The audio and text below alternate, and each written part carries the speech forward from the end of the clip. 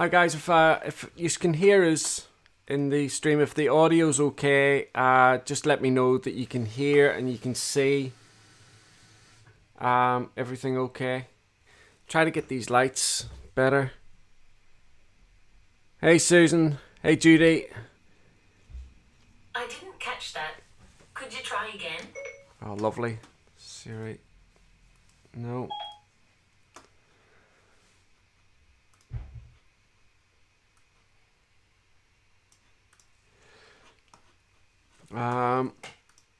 I'll just wait for a few more people to come in. Thanks, Cheryl. Audio's good, good. Hey, Jesse. Hi, Carmen. Right, okay. So the audio's good.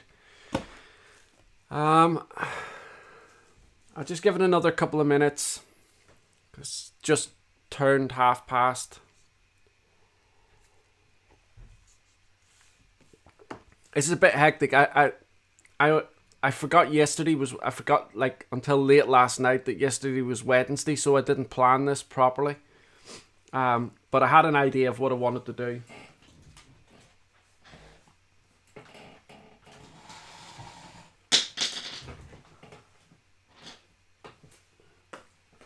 How is everybody? How yous all doing? Oh, Susan, you're in Alabama.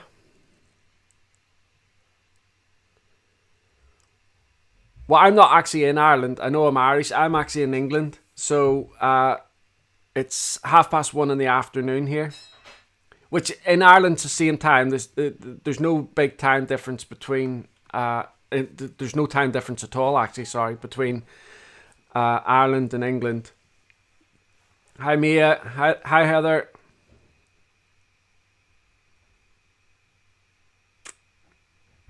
Wow, Islamabad, Pakistan. That's amazing.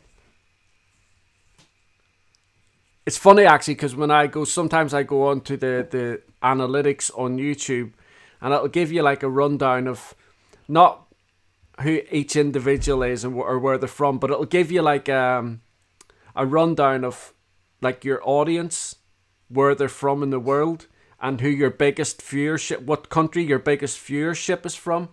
And mine seems to be America, UK, Australia, and I think after that, it was really odd actually, because I think after that was India or Pakistan. I can't remember. But it wasn't a country I was expecting in any case. I know Canada's quite high up as well.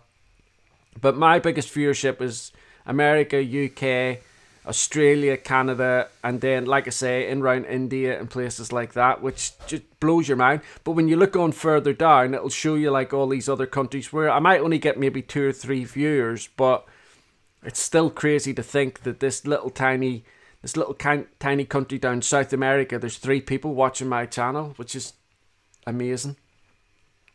So anyway, the reason why I wanted to do this live stream like this today is because I often get lots of questions about watercolor pencils, the difference in the grades, also the difference between using watercolor pencils over like watercolor pans and watercolor tubes, and I also get asked a lot if you get a set of watercolor pencils, can you do art using your watercolor pencils in a dry form? So I want to talk about things like that as well, because that seems to be quite a prominent question I get with regards to, can you do art with watercolor pencils just dry? So I want to show and demonstrate different things like that. And also as well, a lot of people want to know, when you're doing a color pencil piece, can you use watercolor pencils as kind of like your underpainting or your background? So if you've got like say like that kingfisher drawing I done the other day, if you do something like that, could you do the background in watercolor and then come in on top with colored pencils? So we'll talk about things like that. Obviously, if you've got any questions, please by all means, just ask away. And I'll do my very best to answer them. I'll move this little thumbnail thing here of me in a minute once we get into this, because sometimes it obscures the actual stuff I'm doing on the table. And then we'll get into this in a second. So, as you can see here, I've got my kind of like my pride and joy, which is my Caron Dash Museum Aquarelle pencils. And they came in this gorgeous box set. I'm not too sure whether you've ever seen this, but I still haven't really, in fact, I haven't used these from the day I got them, really. They come in this gorgeous wooden box set, and you lift out the trays, but they're in like a little wooden tray themselves, so they're really well protected. And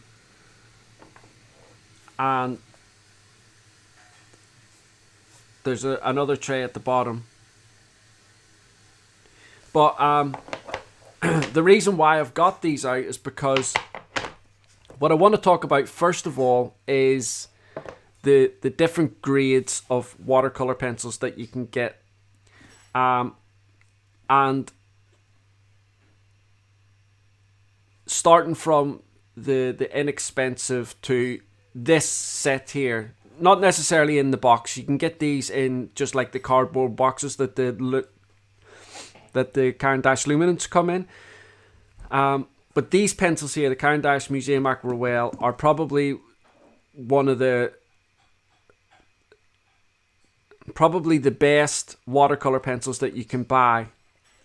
And it's arguable whether it's kind of like a toss-up between these and the Faber-Castell Albrecht Dürer. But me personally, I would liken the Faber-Castell Albrecht Dürer much closer to the Caron Dash Supercolor Soft, which I'll show you them in a second as well. And actually what I'm going to do is, I'm going to use the Caron Dash, rather than jumping around and showing you all different grades, or sorry, all different brands. If I keep it to one brand, I think that will best show you the different grades in terms of the prices and what have you that you would get watercolor pencils at, because Caron Dash do an extensive range of water soluble pencils.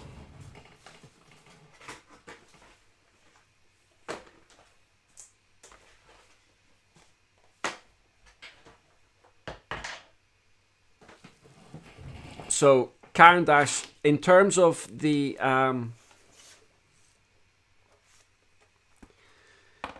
their kind of like least expensive, it would be the fan color. These are kind of like aimed at kids. And then after that, it would probably be the Swiss color. Now the Swiss color have just come out in just ordinary color pencil form as well. But up until recently, they were a water soluble pencil. So it would be the fan color. I don't think there's another set below that. I've got a funny feeling I'm missing a set out. But anyway, it's probably the fan color, then the Swiss color, and then it would be the Caron Dash Prismola. And then after the Prismola, it would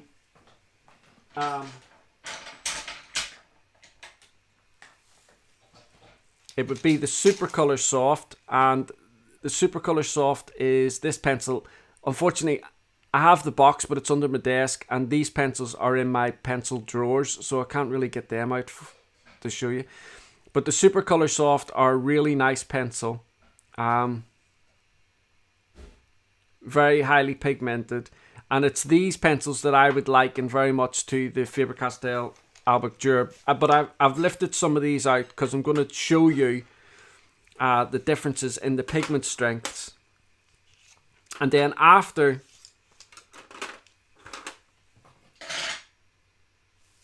the Supercolor Soft, then it would be the Museum Aquarelle. And once I've shown you those, then we'll get into looking at other water-soluble products that you can buy and what you can do with them, and that type of thing as well. So let me get my watercolor paper set up, and we'll get on with doing some of these tests.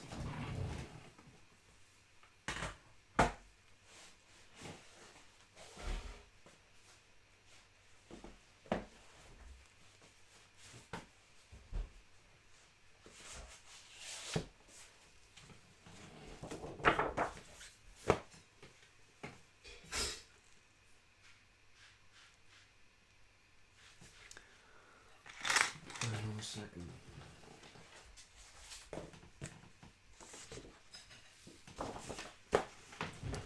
Bear with me a second, guys.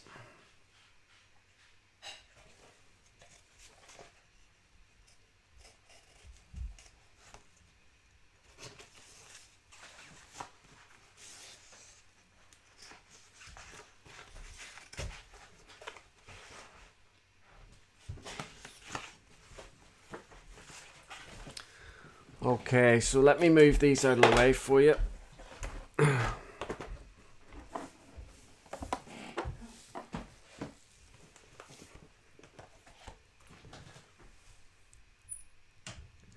me just swing this slide over a bit more.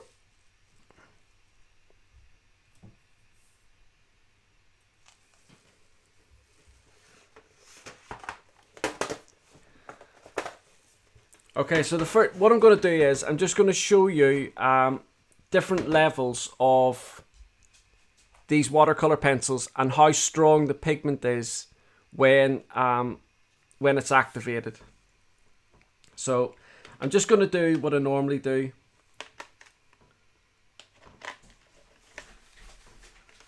Which is show a few different colors. So what I'm showing you first of all is the fan color, the Caron Dash fan color.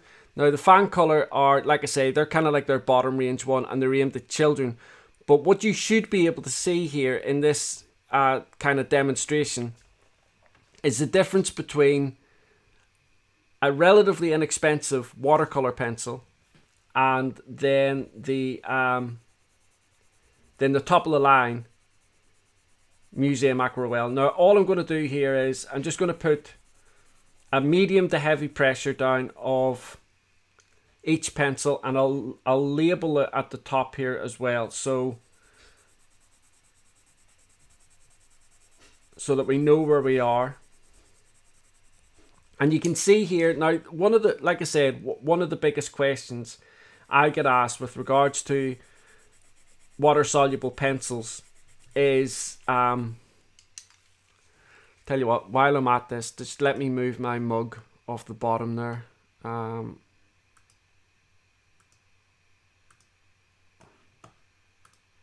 There we go.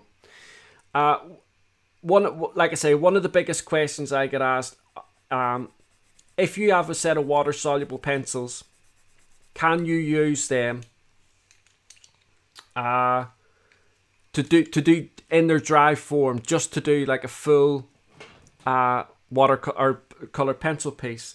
So this is the fan color.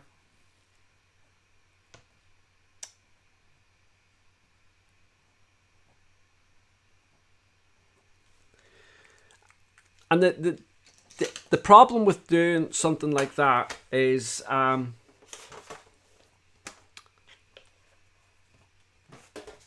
for when you're using water soluble pencils, there's almost like a chalky feel to them when they're in their dry format in any case. So when it comes to blending, you know how if you were doing a piece with ordinary color pencils and you're kind of like blending colors in to create a gradient, with water soluble pencils that best works when the pencils are activated with water. That process doesn't happen as well in their dry format, so that's one of the biggest places that you would come up against any problems. But other than that, because I understand why people ask this question, because if they bought a big set of water soluble pencils, this is the Swiss color. Now the Swiss color are kind of like mixed up from the yeah, Susan, it's going off and on all the time because it's I'm moving color out and it's trying to focus on the white. That's why I'm trying to keep these tins in, and when my arm moves about there all the time as well. So I'll try to slow things down a bit. So anyway, the Swiss color are, once there's more color on this page, it'll be better. The Swiss color are next up from the fan color, and the Swiss color are primarily aimed at hobbyists, I would say. Between the range of hobbyist and student.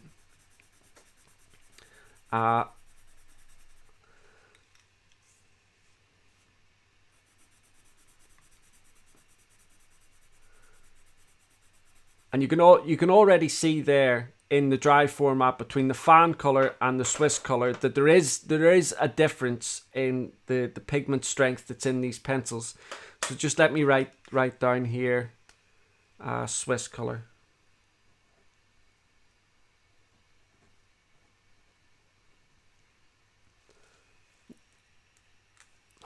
Every time I move my arm close to it, blocks out a little bit of light coming from the right hand side and it knocks off the autofocus. Next up is the Prismola. Now the Prismola are kind of student, like I would say bottom line student, and then the Supercolor Soft would be top, like upper tier. So just let me get the Prismola blue out here as well for you.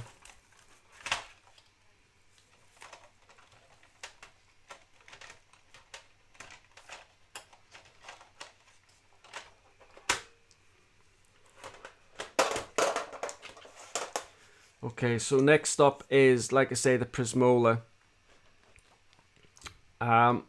These are a little bit more expensive. We're going into a little bit more expense, and obviously when you get into the Prismola as well, they come in a bigger set size. So with the fan color and the Swiss color, they only come in sets of 30 or 40, I think it is.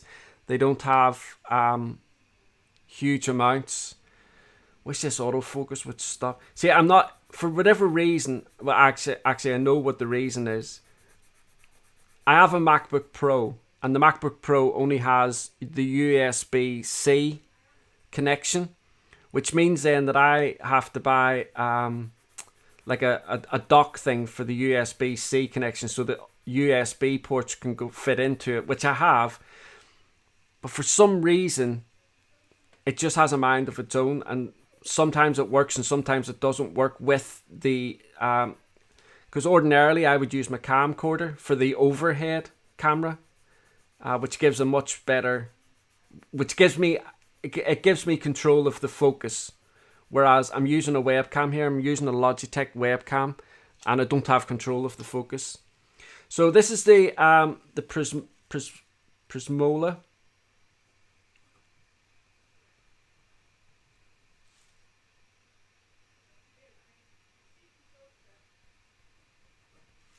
And I'm doing this in order of how these would be considered in terms of price and aimed at, like, for kids all the way up.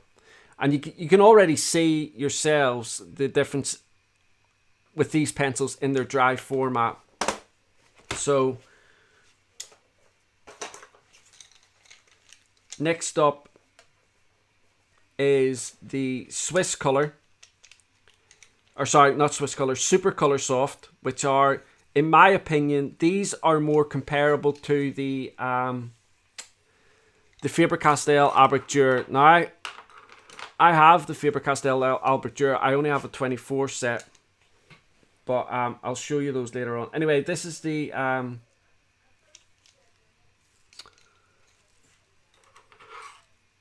on a second.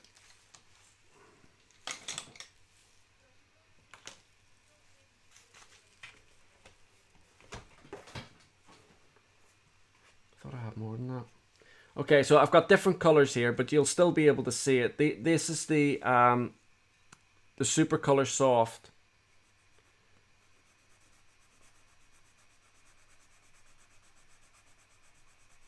And like I say, I'm just putting, whenever I do these tests, because it's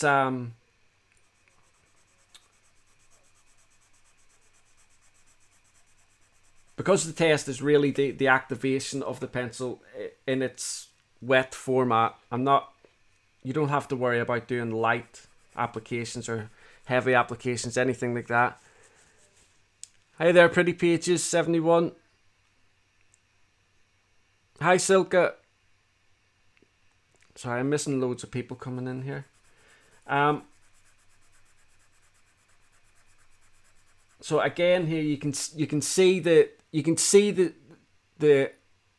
immediate difference there in the Super Color Soft. Let me grab another one, so I've got 4 colors there of it. It's just behind this monitor.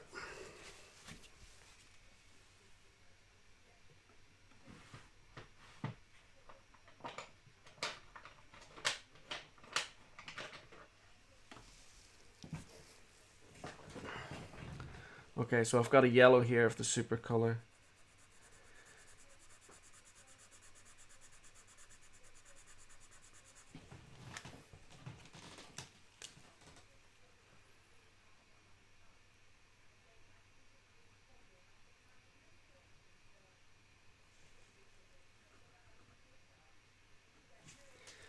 And then finally is the Caron Dash Museum Acro Whale. Now, the difference in these pencils is just unbelievable. I'm just getting a green.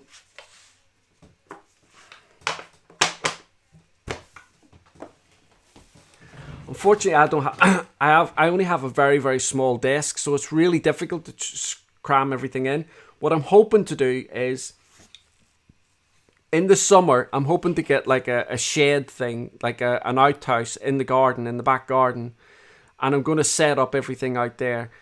And then that way, everything will be set up so I can do live streams, I can do my reviews and what have you. Because right now, at the minute, everything is right in the corner of our living room. So it drives my wife nuts because the house looks like an art studio.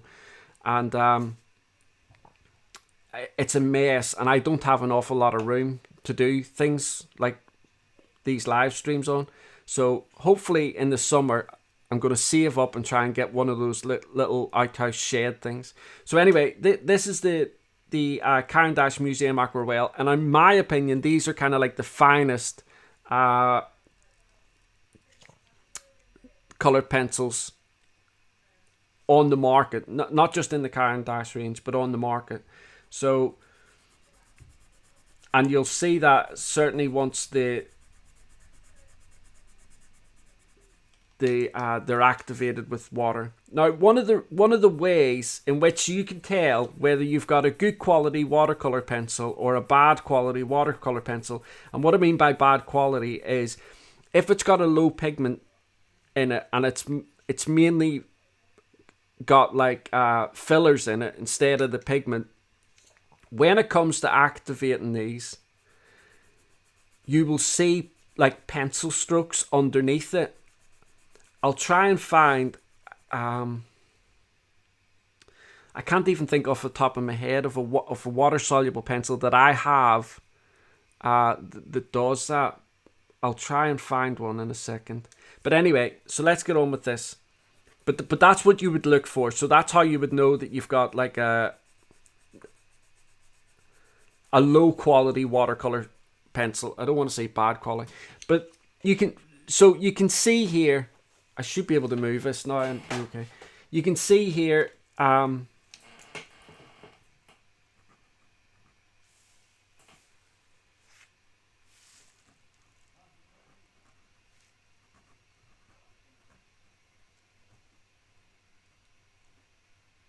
Okay, so you can see here the clear difference in all of these pigment levels. So the fan color is aimed at children, aimed at young artists. The Swiss color is kind of like the next tier up, and the Swiss color and the fan color both come in sets of about 40. Prismola then is the next ones up. They're kind of like aimed at enthusiasts, students, that type of thing. And then the Supercolor Soft are, again, they come in at kind of like a student range, but they would be kind of upper student range, if you understand what I mean. And then obviously you've got your Museum Aquarelle, which are incredibly highly pigmented, and they are light fast rated as well. So they've got high light fast ratings. So do the Supercolor Soft as well. They have high light fast values as well. And obviously light fastness, I've gone through this many times. Light fastness is important for some people. It's not important for other people. It's certainly not something, if you're new to colored pencils and watercolors and stuff like that, it's not something that you should be getting yourself worked up about. So before I use my brushes and start activating these, there are a multitude of different watercolor brushes that you can get and buy. A lot of people like to use like these type watercolor brushes where you fill it up with water, just in case there's anybody here that isn't aware of all of this. Hey Nezzy.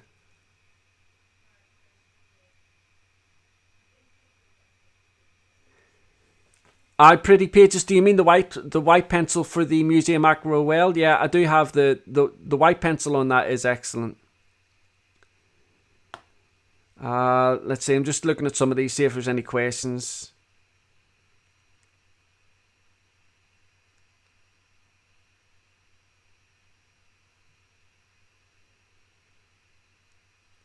Oh, Eliza, are you talking about what I was saying about setting up a shed out in the garden? Yeah, if I can get like an outhouse out in the garden where I can set everything up, I'm going to get proper soft lighting and what have you, so that it's just all set up. I would be able to go out there and just sit down and do the reviews or live streams whenever I want. When I do it here, I've got to pack everything away. I've got to set it all up again. And like I say, it's right in the corner of our living room, and it drives my wife nuts.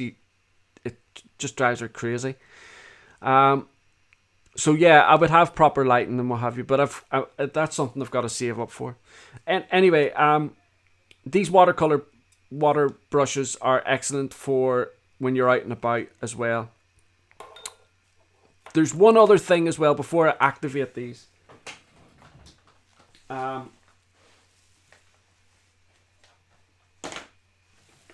When we talk about, so when we're talking about watercolor pencils, I normally say to people that if you're going to buy a set of color pencils, I would, if you can afford it, go for a 36 set, because with ordinary color pencils, a 36 set gives you a wide range of yeah, that's it, pretty Pete. A man cave. In fact, it would be a man studio, and I would never be out of it. I would be in there all the time doing videos and all sorts of things. And I've seen one that I can get for about 1,500.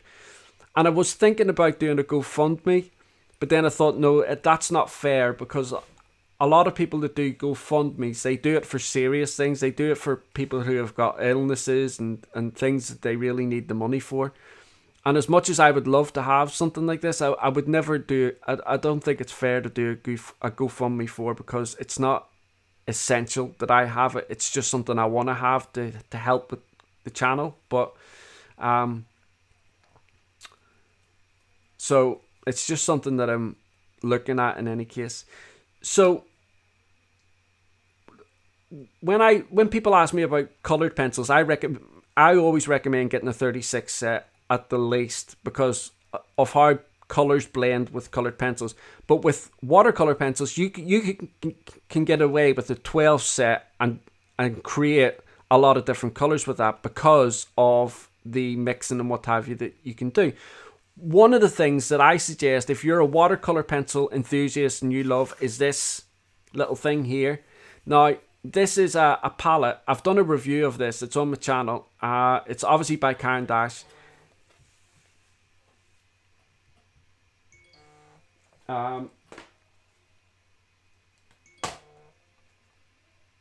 Sorry, hang on a second, guys.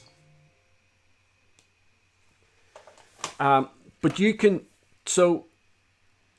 just put your finger through here, and then with your pencils. So like if I wanted to, it's got like a rough surface. You should be able to hear that on the top. And what all you do is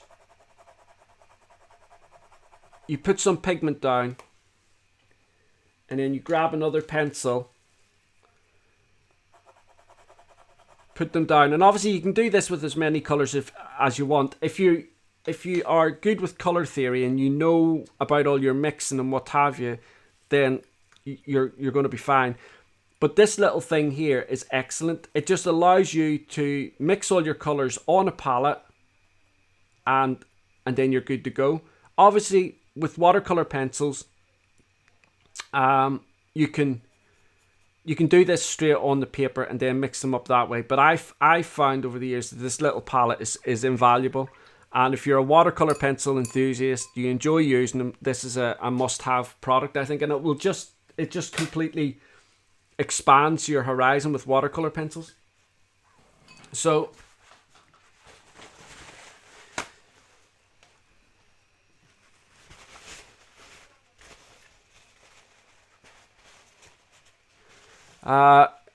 let me just look at some of these questions. I'm looking at a painting in watercolor with students' paints over 30 years ago. Some colors are great. Ian, what can you remember what the brand was of the watercolor? Because this is the thing with light fastness and all the rest. But some companies say that their pencils or their products are light fast, but they're not necessarily done under the blue wool or the ASTM. Now, I spoke about this in the light fast or the artist grade, artist quality pencils when I done that. Light fastness is important, but I think some people get too carried away with it. Except for those that are selling the work. Obviously, they need to. Hi, Clark, fine art.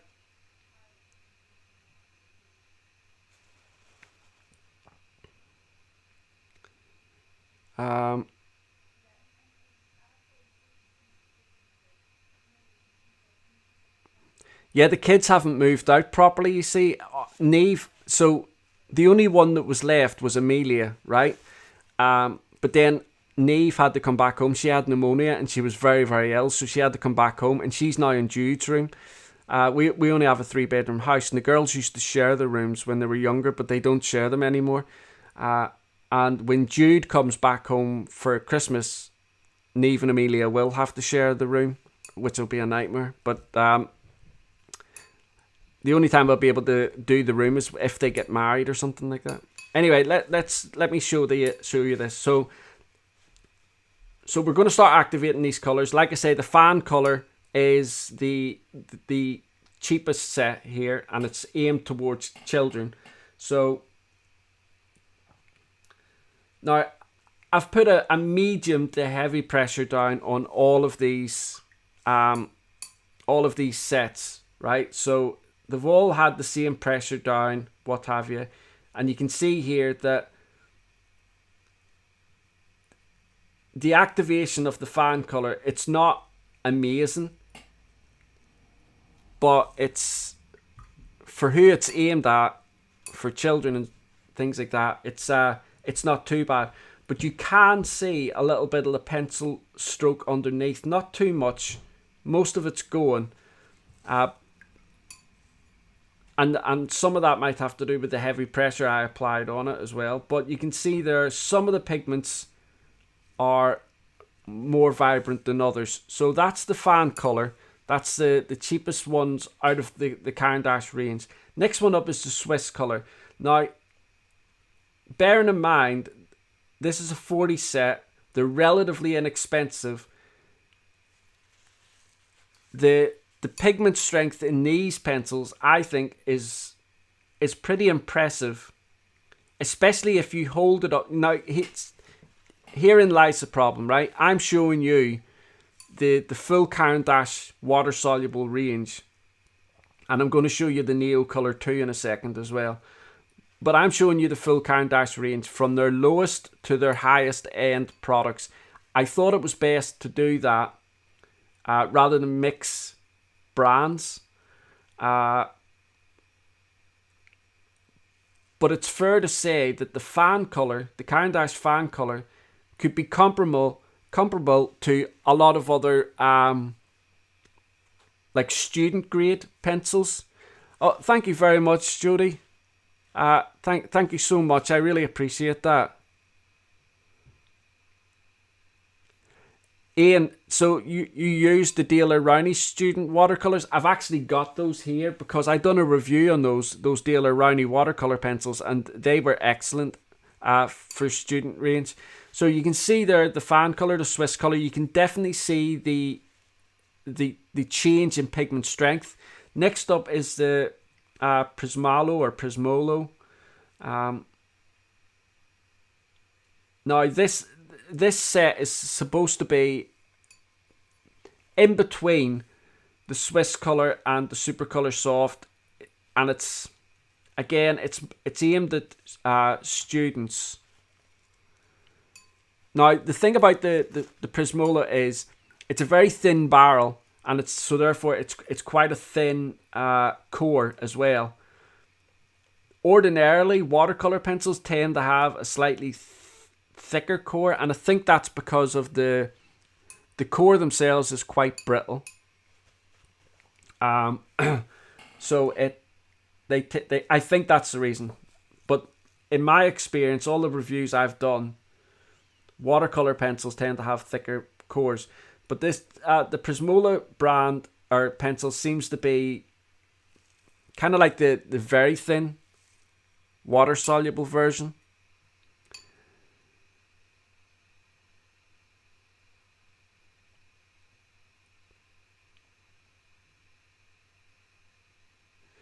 So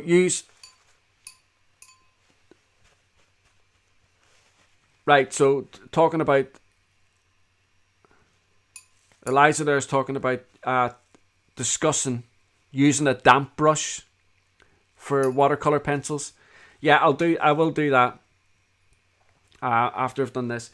So this one here is a Super Color Soft. I personally think that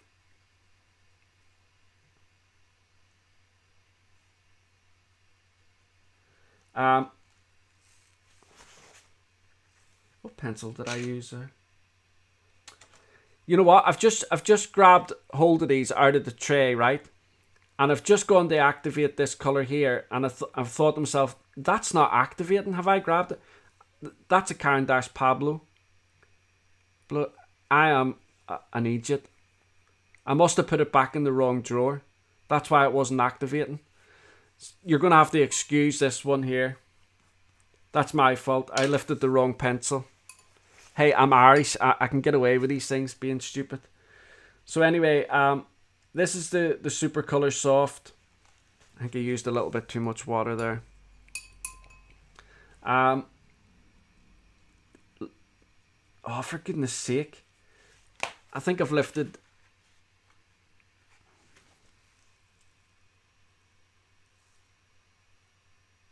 the Pablos out. I'll lift out some different ones and I'll come back to it. Let me do this Museum Aquarelle. Like I say, this is the highest grade ones, and you can see just how rich and vibrant these pigments are on the Museum Aquarelle.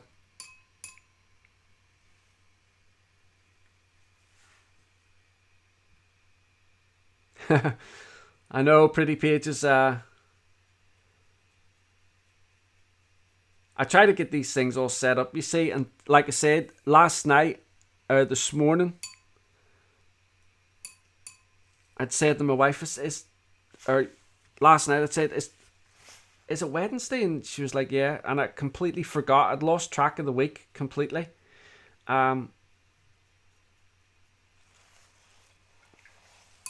Otherwise, because normally I plan these live streams, I get things out, set it all up on the Wednesday, so that everything's ready for the Thursday. But I just completely lost track of the week. So I only set this up this morning at like 9:30. Hi from Maria. Yeah, Helen, the museum aquarelle, yeah, they are super expensive. They are incredibly expensive. But if you're going to be doing like commission pieces with these pencils, the light fast ratings and what have you on them are excellent. Just let me grab the Supercolor soft pencils, because like I say, I mixed them up and I got Pablo.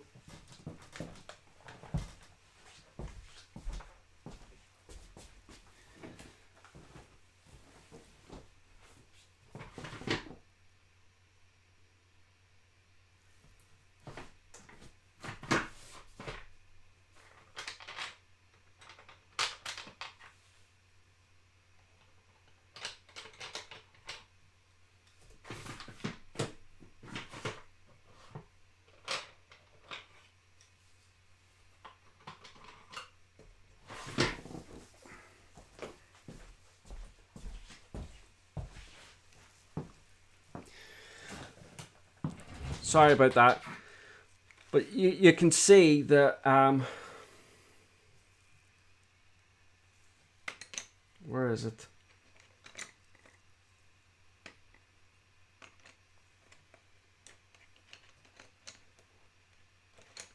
You see the Pablo and the Supercolor Soft are both hexagonal barrels. They're both exactly the same size and they look very, very similar.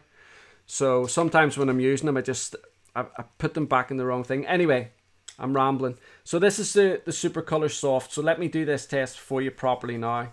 So like I said earlier on, the Supercolor Soft are, in my opinion, round about the same quality as the Faber-Castell Albert Dürer.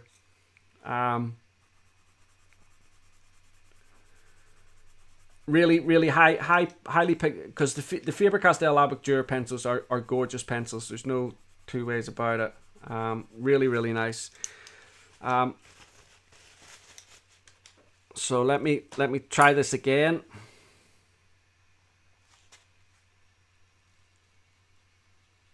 There you go. So you can see there just how strong the Supercolor Soft is.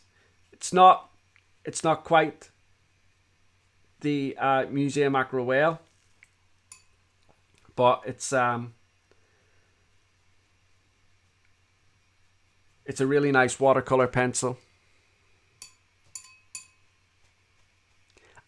Ian, I personally don't think that the Albert Dürer is as good as the Caron Dash. If somebody said to me, in fact, I've had people ask me in the past, do I think they should get the 120 set of Supercolor Soft or the 120 set of the Albert Dürer? And I personally, if it was my choice, I would go with the Supercolor Soft. I'm not saying that the Albert Dürer are bad pencils, because they're not. They are gorgeous pencils. I just think that for me personally, in my experience of using them, the pigment is just a little bit better, I think, in the Supercolor Soft. And also, I like the palette in the Supercolor Soft as well. I think it's more aimed at I think the Faber-Castell one, the Albert Dürer, has got a really nice palette, and it's much more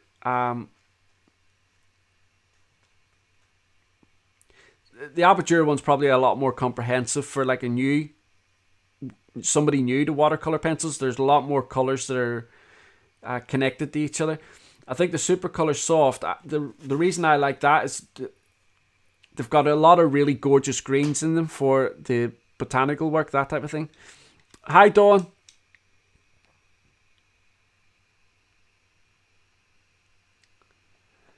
You've never tried the Albert Dürer? They are nice pencils, and actually they've come out with the oh my goodness, the Magna one, I think it's called. They're big chunky ones. They're really good. Again, very highly pigmented. Anyway, so the next one up, I suppose, I have to kind of like put these in here. Because although they're not technically pencils, they're still water soluble. And that's the Caron Dash, the Neocolor 2. I just have them in a little jar here. I got a 30 set of them, I think it was, quite a while ago. And these little things are excellent, but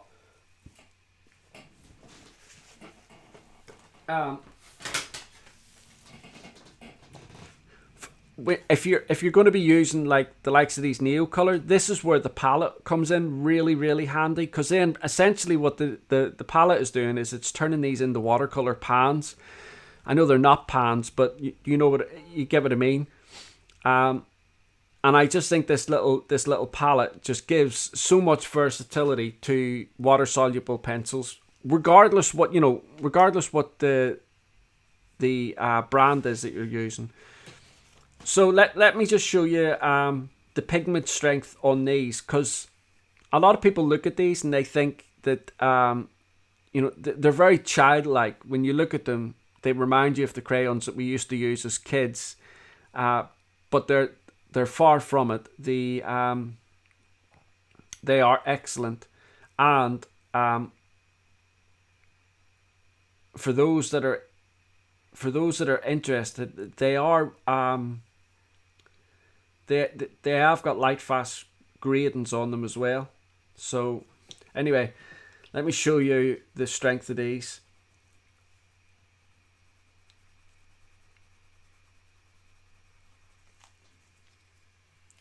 Let me just take a little look.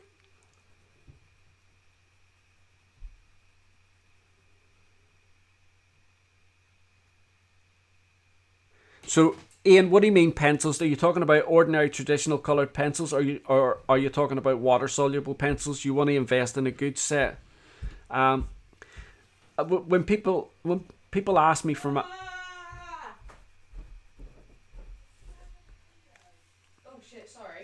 It's all right.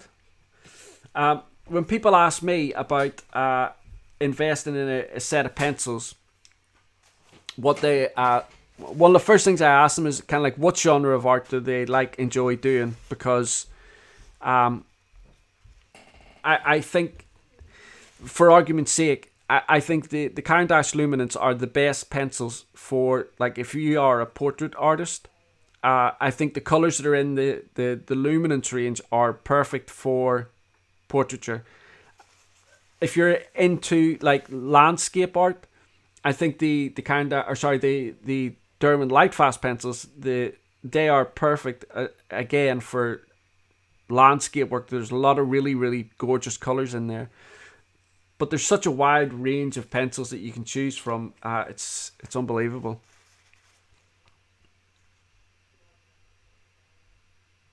Yeah, I'm going to show the Derwent Ink Tents as well here, Eliza.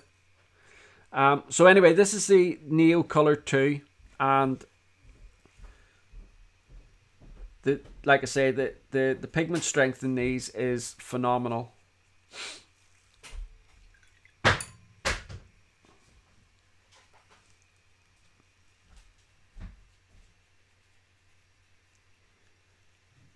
Now, I think the total number is 84 for the Neocolor 2. I think that's the total range.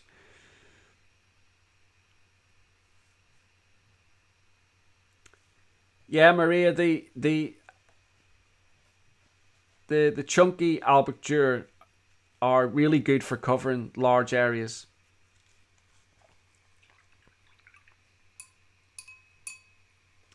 Yeah, they're very expensive, Pretty Pages, yeah.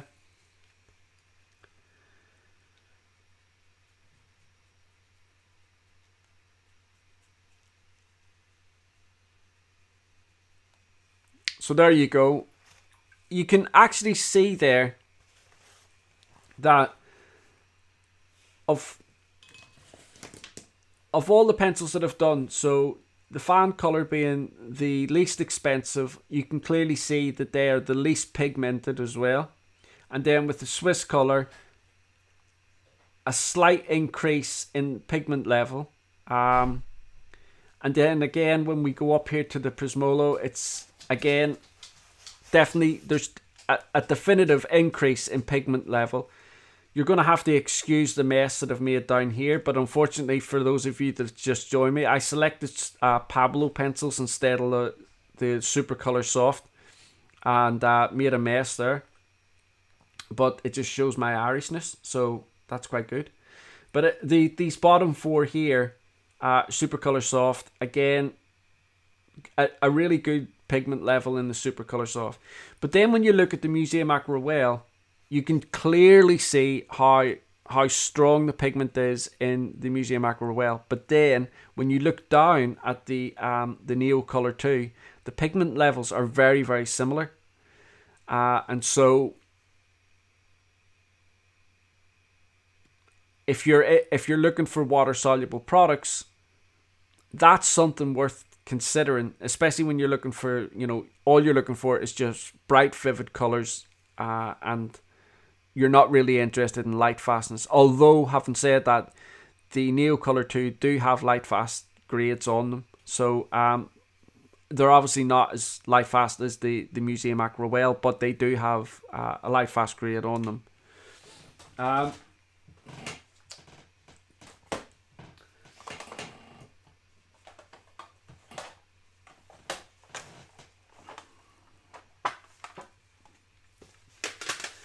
So, in the interest of, so that shows you the different grades, the different levels of pigment that you can expect to get. So if you go and purchase an inexpensive set of watercolor pencils, this is what you're going to get.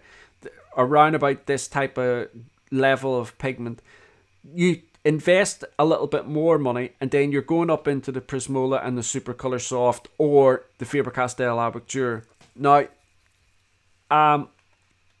somebody's just mentioned there,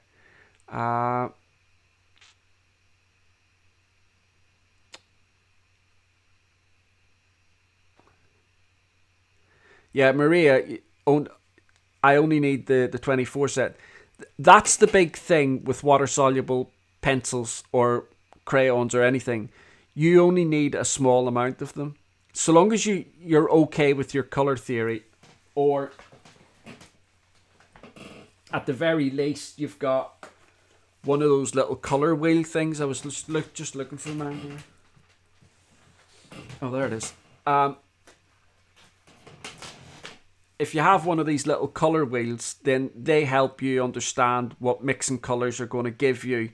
And so to have a 24 set of water-soluble pencils or crayons, the color palette that you can create from that is phenomenal. Absolutely phenomenal.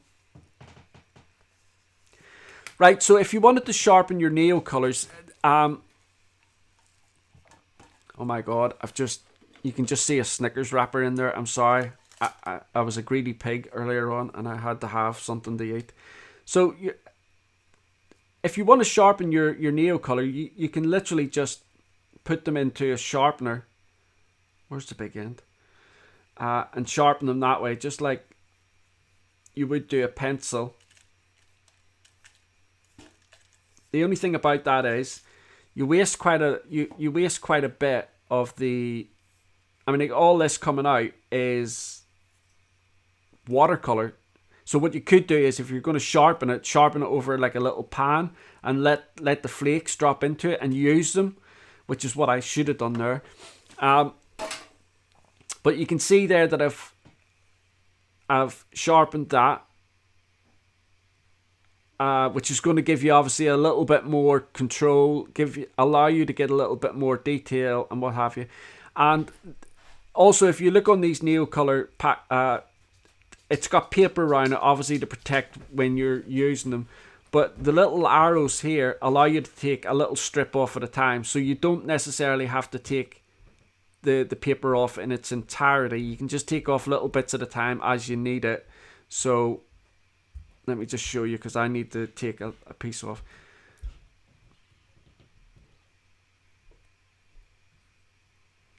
I haven't got any nails, so sorry.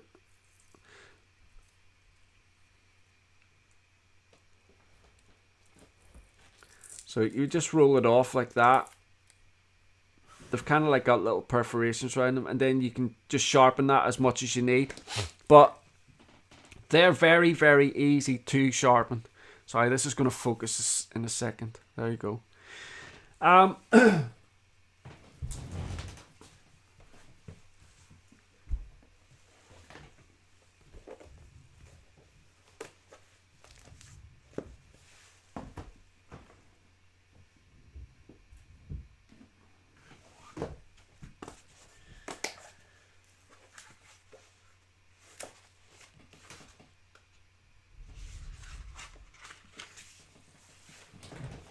Okay, so the next thing, somebody was talking about the Derwent Ink Tents, and this is the Derwent Ink Tents blocks. So I only have a small set. In fact, these aren't mine; these are my daughter's. Amelia, she got these years ago when we went to the caravan in Keswick. But these also come in. They also come in pencils, which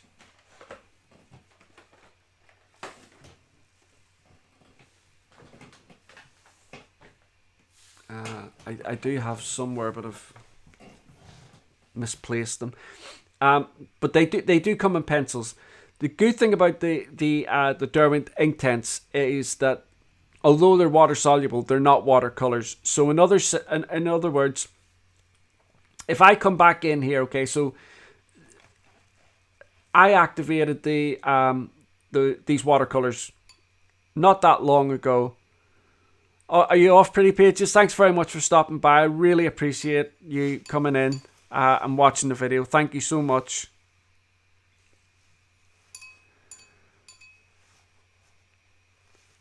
So I can come back in, right? Say like I was painting something here. I can come back in and put a little bit of water on this.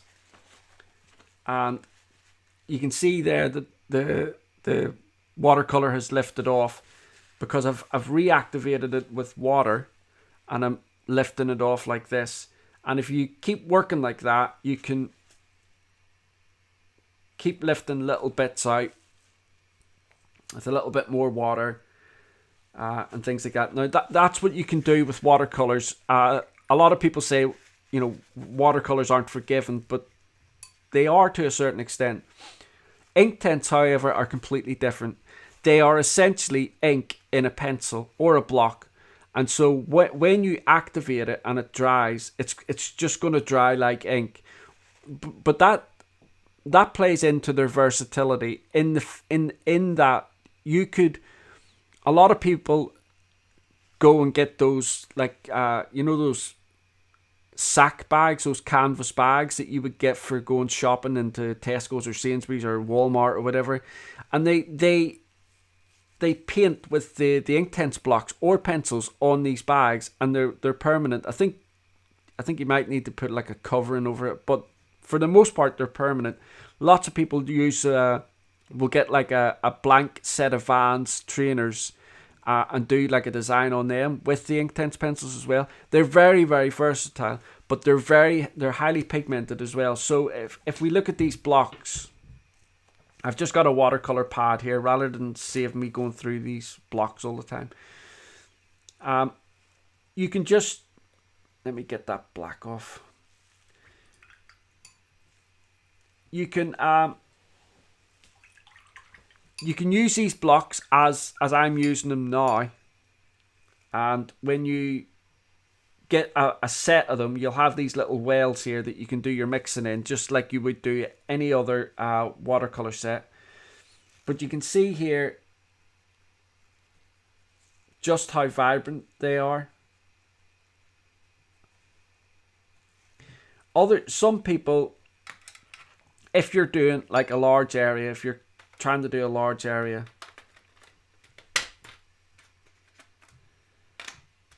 you can come in and use them like you would a pastel.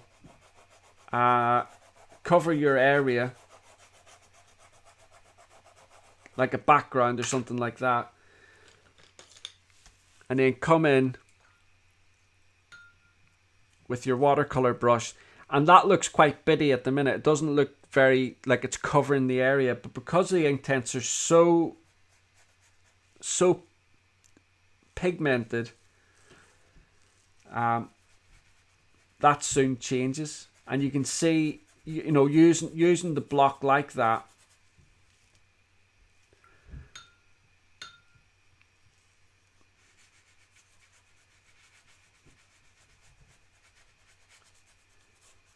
and you can see there when I use that in its block format, like you would see a pastel artist doing, it really didn't look like it had covered a large area. It certainly didn't look like, let me use this magenta, it certainly didn't look like it was going to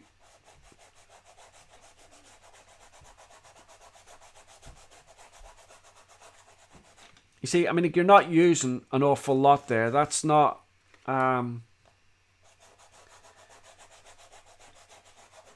because obviously, you know, you're using the flat side and all the rest of it, you're less likely to get any pencil strokes that are underneath it, which can occasionally happen if you were to do use pencils.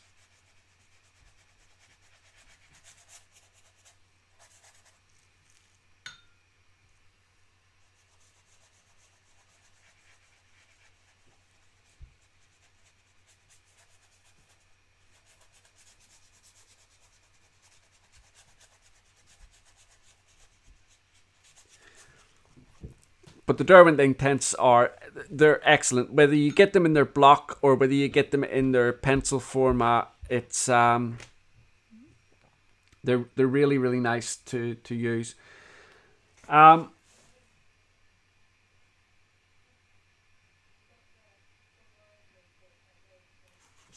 me just set this aside for you.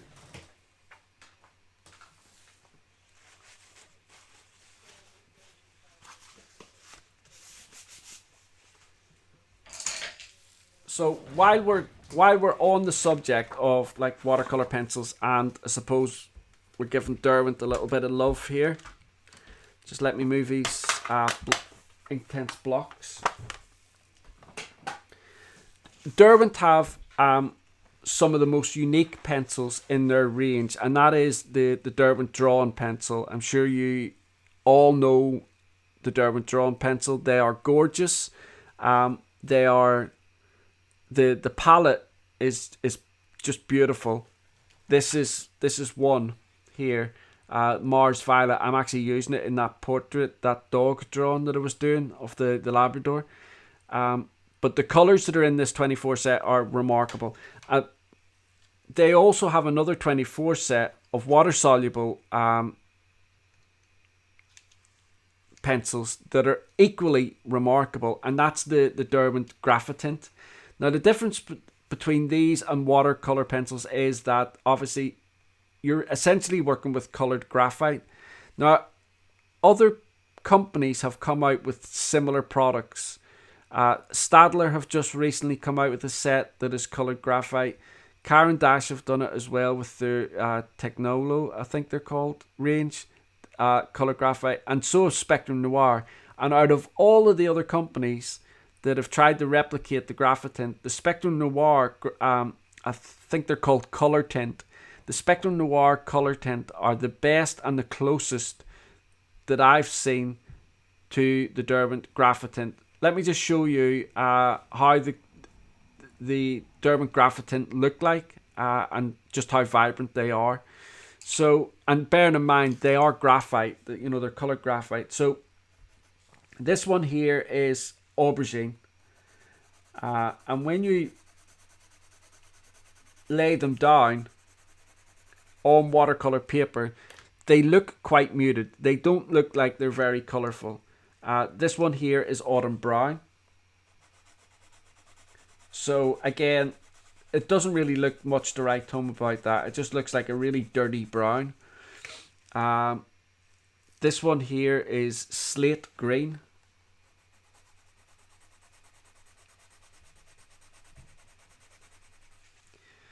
And this one here is steel blue. So we'll call it a day at the steel blue.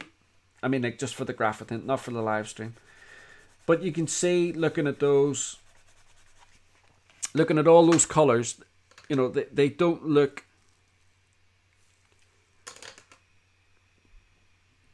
bright and in your face and kind of like they don't look too exciting in their dry form. But once you activate these, they are incredible. So this one here is the aubergine.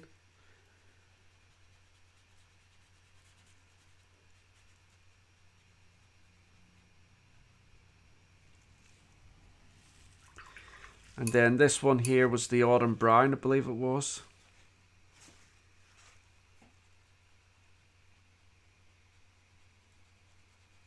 Look at that gorgeous reddy browny colour.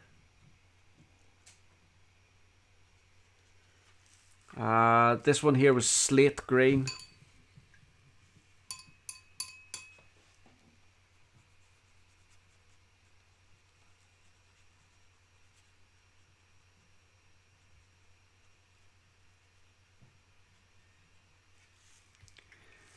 And this one here was steel blue, wasn't it? Yeah, steel blue.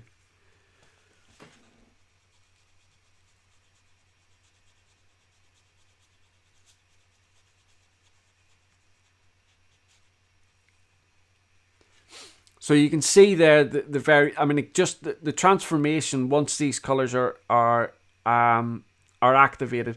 There's, like I said, there are 24 set. Some of the colors that's in this set are just gorgeous.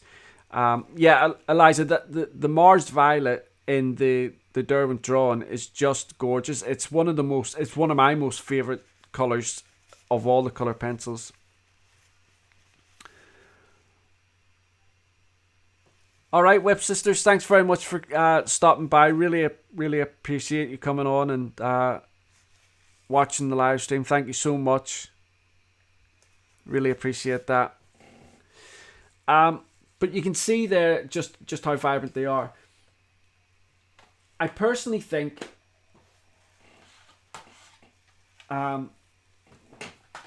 so a lot of people ask about the differences between watercolor pencils and then using watercolor pans and watercolor tubes. Why would you use one over the other when it comes to doing your work? With pencils, the beauty about watercolor pencils is it's going to allow you to get that detail. So if you're doing like a flower or something like that and you need to get right into those little tiny bits in the middle, the ends of a petal, something like that, the watercolor pencils are going to allow you to get that detail and then just come in with a damp, not an overly saturated colored watercolor brush like I've done here, but just like with a damp brush and pull that color out a little bit more. You still do have that control and detail with watercolor pans and tubes, but that starts to come down to more to do with the brushes that you're using to give you that detail. What I will say is watercolor pans and then watercolor tubes will be a lot stronger in terms of the color that you're going to get on the paper, and I'll show you that now. So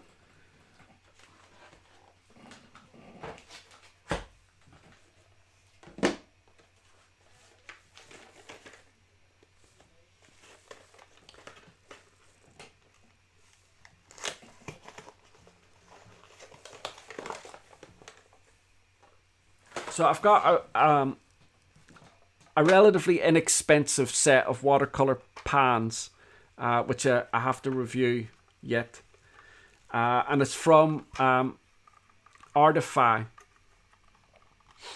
Now, even though these are inexpensive, cheap, kind of like somewhere between student range and kids range, the strength of the pigments in these is not too bad. It's not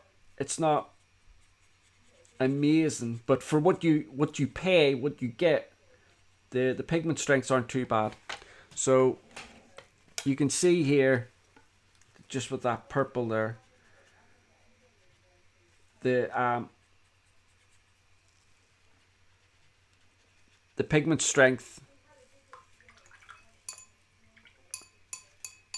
is a little bit better than what you would get, say, like in these fan color, Swiss color, and that's kind of like the price range that you're looking at in comparative terms. If you came to a set of watercolor pans like the Paul Rubens that I tested not that long back, you're going to get a much higher pigment concentration, but then you're obviously going up in prices here, and you can see, I know it's a different color. Let me see if I can find something a little bit more closer to that one there. That's not even close.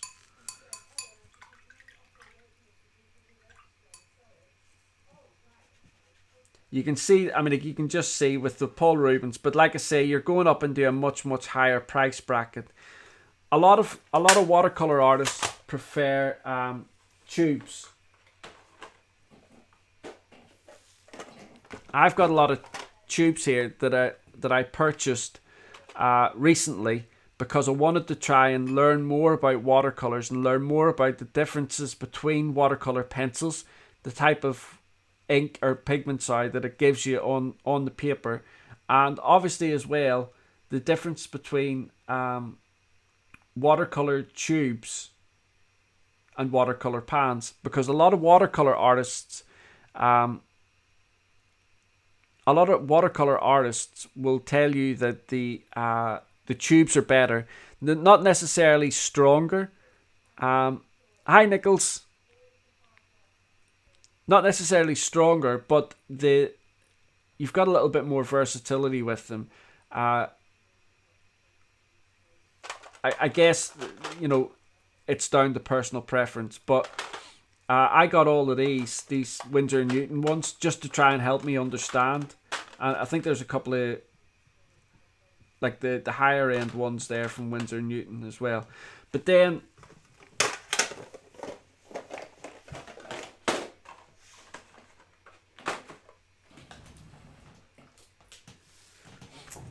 if we take a look at these Daniel Smith watercolors that a subscriber of the channel sent these to me. Now they're in pans, but they're actually from tubes. So they are, like I say, they're Daniel Smith colors. They are super pigmented, but they're also super bloody expensive. So I'm just going to lift a little bit out here. Obviously, you would lift a little bit out and you would mix it around in a well or something like that. And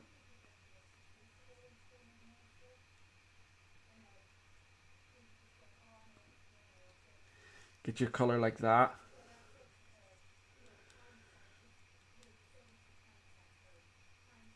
I normally have a little spray thing. You're supposed to kind of like wake these up a little bit.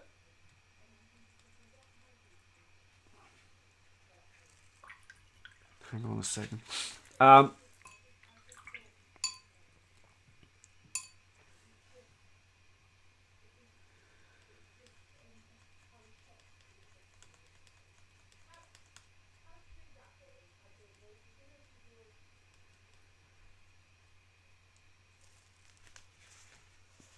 So these are the Daniel Smith ones that I was sent, but like I say, they are tubes. So this subscriber put all these different colors in these pans, squirt them out from tubes, and sent them over to us. I done a swatch of them the other night, and they're just amazing. But like I say, you're going up much higher in price. with regards to when you start getting into Daniel Smith range.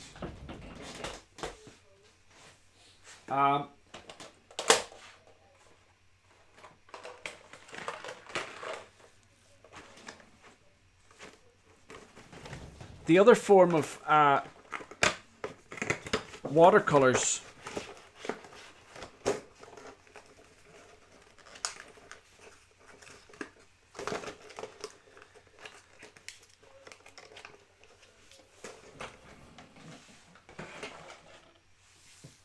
are these watercolor pens. I'm not too sure if you've ever used any of these watercolor pens. This particular brand is from Chocola, but I done a painting a while ago with the Arteza ones, and it was like a big rose. It was a rose bush type thing that I did with the Arteza ones, and they were outstanding, the Arteza brush pens. But these are already made up for you, so you've got the watercolor inside them. You've got these really, really nice little fine nibbed brushes. And so all you really got to do with these is draw, is paint, or whatever you want to do. You're getting pretty much a concentrated version of the watercolor, and then you can come back in with your brush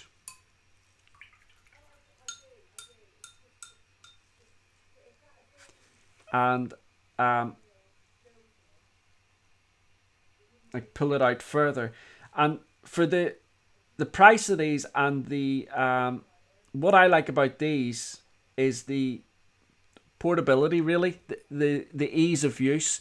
You get these in boxes, and there's lots of different companies now that do them. Castle do them, Chocola do them. And like I say, Arteza have a really big set. I think Arteza have got 100 and something set. But you can get lots and lots of detail with them. And like I say, you can just keep it like this, or you can activate it with a proper watercolor brush to create like a gradient with them. But they're excellent to use. I enjoy when I done that painting of the rose. I was really impressed with how easy they were to use and how well it came out.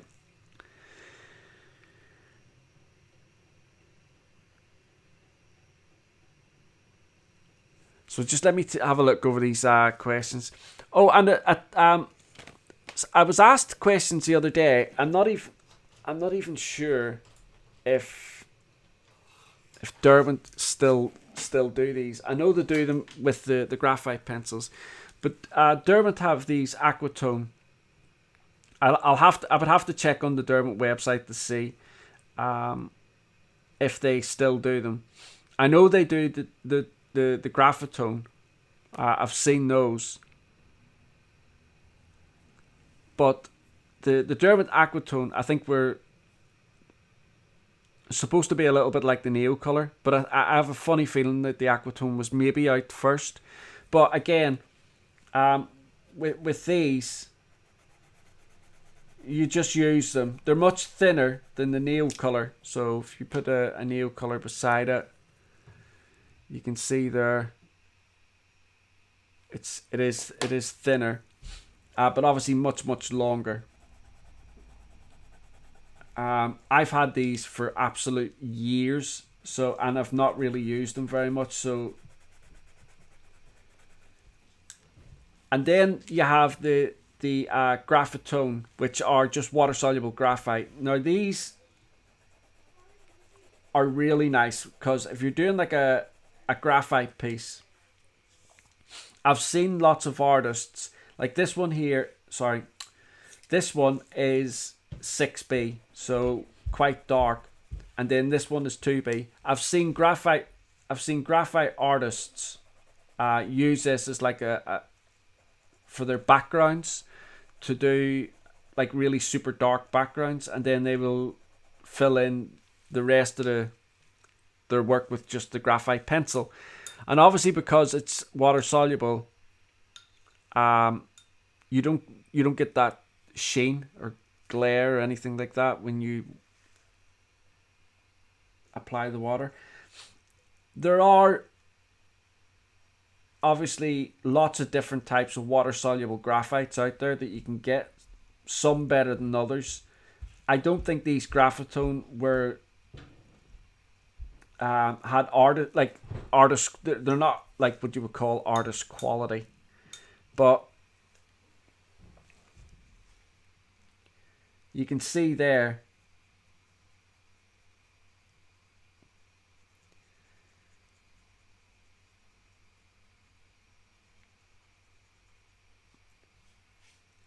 Although it's relatively dark, if you had an actual 6B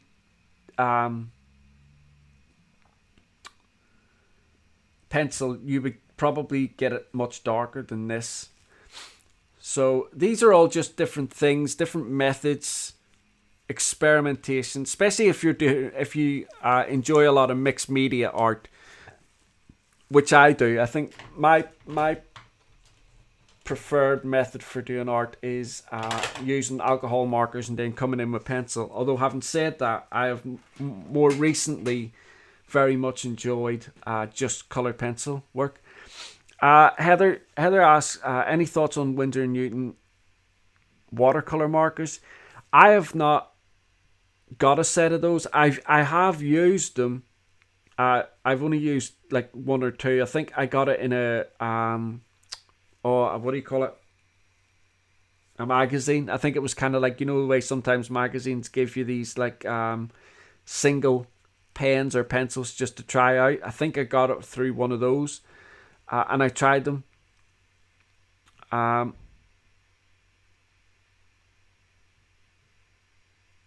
thanks very much, Carmen, for stopping by. I really appreciate it.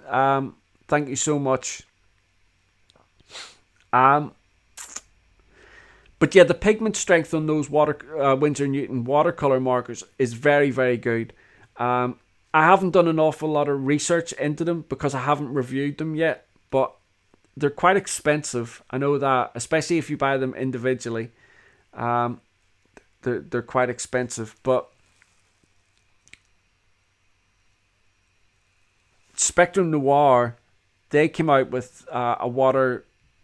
They have the aqua something marker, which I don't think they are as good as the Winsor & Newton watercolor markers. The Winsor & Newton ones are very, very strong, pigmented. But I'll definitely get a set of those Winsor & Newton markers and review them, but it won't be until after Christmas because I'm so far behind with my reviews at the minute. It's crazy.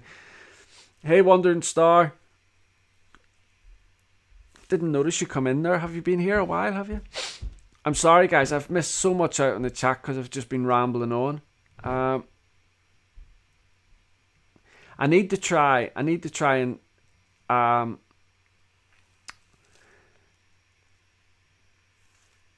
make some people moderators for when I do these live streams so that they can help out on the chat and help answer questions from people that if I don't see or draw the question to my attention.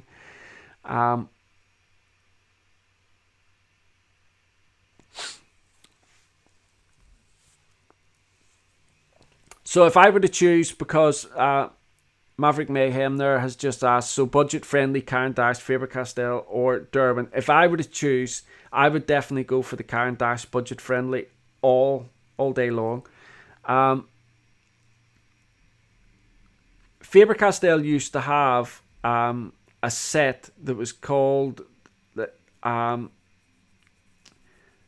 they had like the little grip thing on the end, like the little baubles. It used to be in a blue tin, and they had a water soluble set of pencils in there. In fact, I have two of them. They were two pencils that I purchased right back when I first started doing color pencil work, because I thought I didn't even know the difference between water soluble and colored pencils, and I thought they're two flesh tone colors. And at the time, I was doing a lot of kind of like anime manga art, and I thought those pencils would be great. But like I say, they turned out wrong. They weren't too bad, but I haven't seen those about anymore. I think now they have the gold Faber, don't they? that has replaced those. And the gold I haven't done too much on the Gold Faber Aqua, but for me personally, I think the Caron Dash budget range is better than a lot of student range from certain companies. Yeah, the Faber-Castell ones. Yeah, Heather, I've seen the Faber-Castell markers as well, but they're even more expensive than the Winsor & Newton ones. They are really, really expensive. Oh, good Wandering Star. I thought I'd missed you coming in. Yeah, Gold Faber. That's it.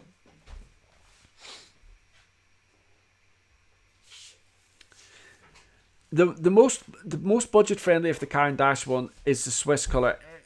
If you were looking to get a budget set of watercolor pencils, I would suggest, because in the Swiss Color, I think the biggest set is either 30 or 40. I done a review on these not that long ago. Actually, let me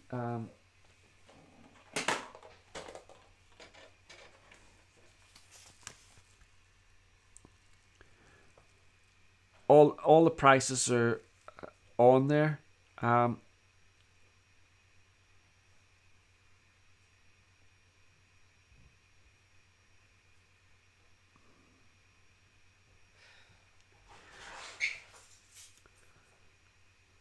But I would say if you're looking to... Are you off, Vicky? Are you going to get Amelia, love? Yeah, see you later. Right, okay, see you later. I would say that of all the Caron Dash ones here, the Swiss Color are the best. With regards to all the other budget range pencils that are on the market, the Swiss Color are probably the best. If you look at, see,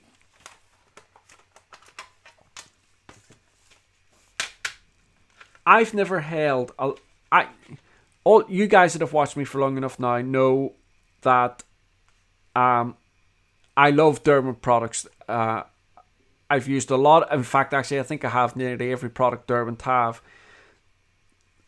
There's one product from Derwent that I don't think is up to the same standard as a lot of their other Derwent products, and that's these the Derwent watercolor pencils. Now, so if you look at these Derwent watercolor pencils, let me see where I can do this. So let me just do it under the Swiss Color, because the Derwent watercolor pencils are obviously they're high end watercolor line pencils, and they just don't seem to be very pigmented, which is odd, because Derwent normally do a really good job when it comes to their pencils. And I've done this right under the Swiss Color, because if you look,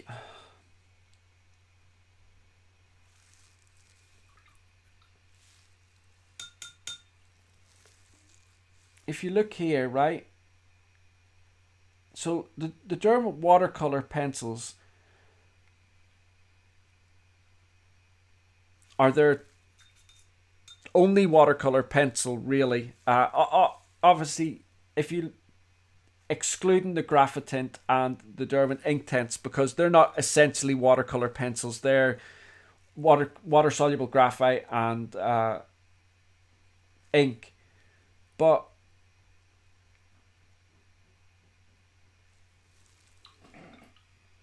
there's just always been something about the Derwent watercolor pencils that I've not been a fan of. I just don't think they're very pigmented. I think underneath as well, you can sometimes see a little bit of pencil strokes, which is a problem. and you're kind of like, all right, Clark Finder, thank you so much for dropping by. Really appreciate it. Thank you so much.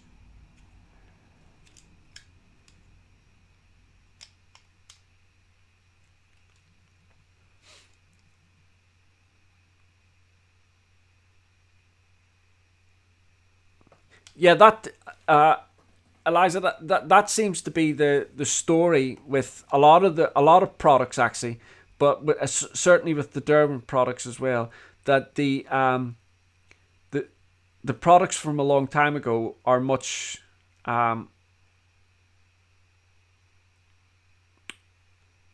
more pigmented. Somebody sent me a box. Actually, I'll show you. It's a little bit off topic, but I'll show you this in any case because it's quite remarkable.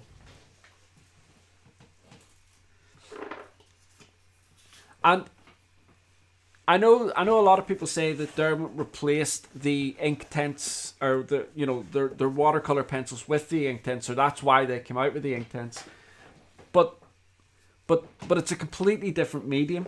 So they need to do, in my opinion, they need to do something with their watercolor pencils. So I was fortunate enough that a subscriber found these on eBay and bought them and sent them to me, and it's a 72 set of the old Derwent artist colored pencils, right? So now, if for those of you that don't know, I personally love the Derwent artist pencils, but they're a little bit like Marmite. You either love them or you hate them, right?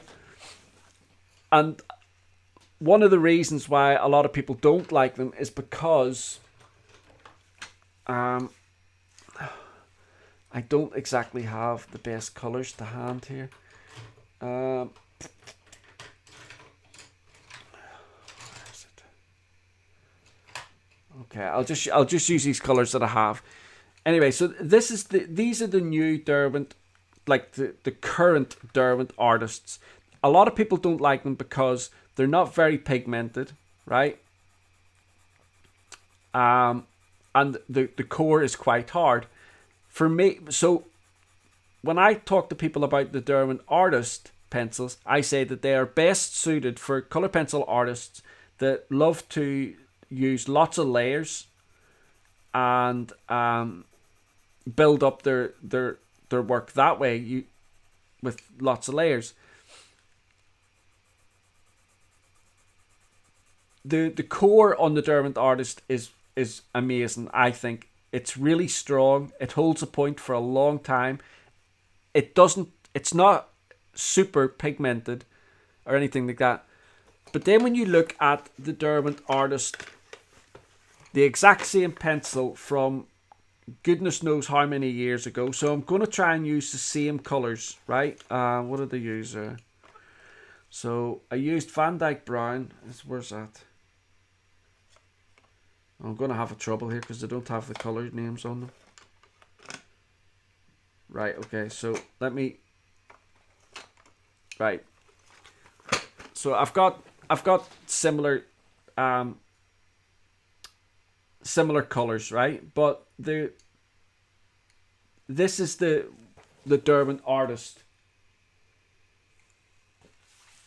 colored pencil. So this is the same pencil, obviously only quite a lot of years ago. I think this set is from I'm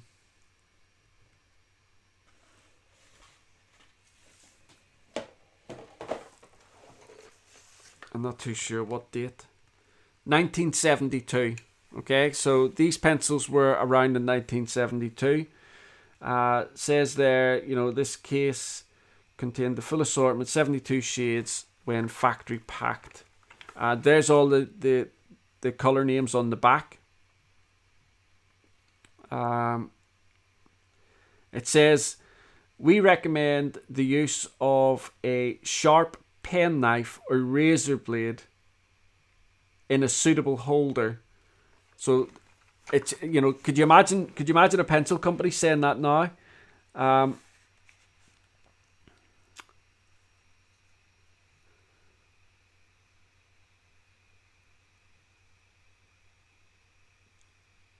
Hi, Silk Spinner. So anyway, this is the Derwent Artist Pencil from 1972, and the difference in the feel of the core, and it's a much softer core. My goodness, I think actually I might have got exactly the same colors here. That's not bad, considering these ones don't have any color names on them. Let's. Oh no, I've got a darker one here.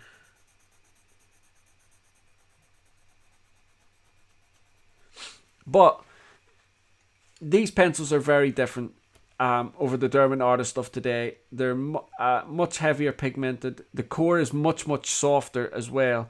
And but I think a lot of that comes down to a lot of the ingredients that they were allowed to use back then that they're just not allowed to do now because of health and safety and stuff like that.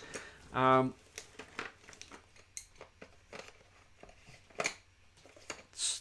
think because of a lot of the rules and regulations that are placed on companies now to, you know, make sure that we're all working within safe environments and what have you, has compromised a lot of the products that we use, but compromised it for a good reason. You know, they haven't done it just for no reason. It's for obviously health reasons. But you can see there that the older pencils, so this is the current, and this is the old. They are very different. In fact, you know what I might do when I get a bit of time? Do some artwork with the Derwent Artist and do the same artwork with the 1972 set and see what the difference is. I think that's the best way to go about demonstrating art products. Now, I'll be wrapping this up soon, but a lot of people talk about doing like a background, doing backgrounds, and then coming back in with colored pencil, and if it should be done or it can be done, or what effects it gives them. When you have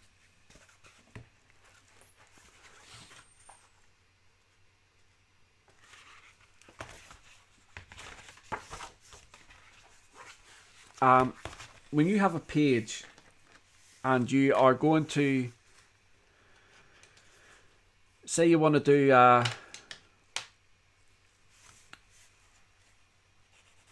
like a tree or something like that over it, but you want to have like a green background. When you cover that area in with a water soluble pencil, and then you let that area dry, and then you come back into it with colored pencil, it's not going to affect anything about the colored pencil, because once you activate the pigment and it dries into the page, it's not going to affect the colored pencil that you come in with after that. So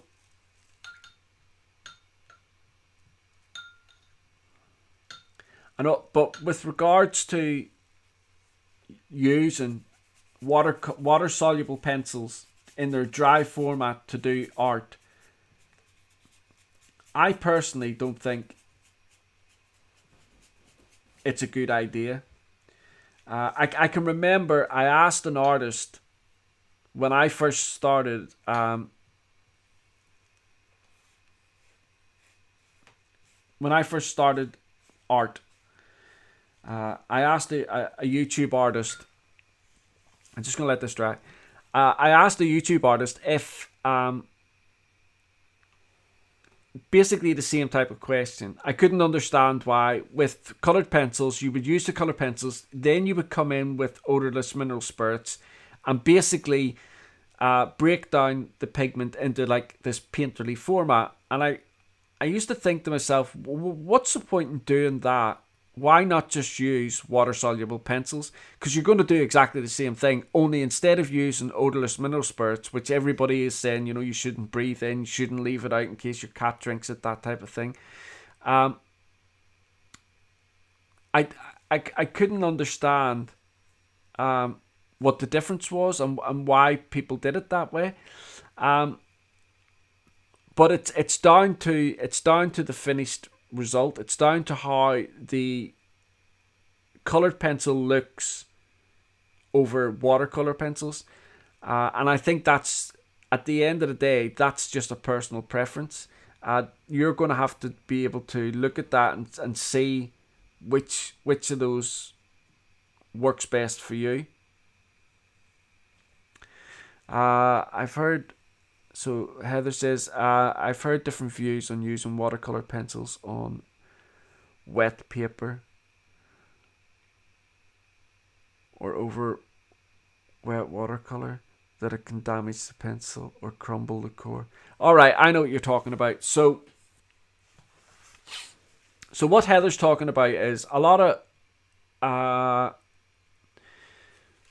when you're doing watercolor, you can get a lot of artists do wet on wet, which is wet the paper and then they'll dip the paint into a pan and come back over.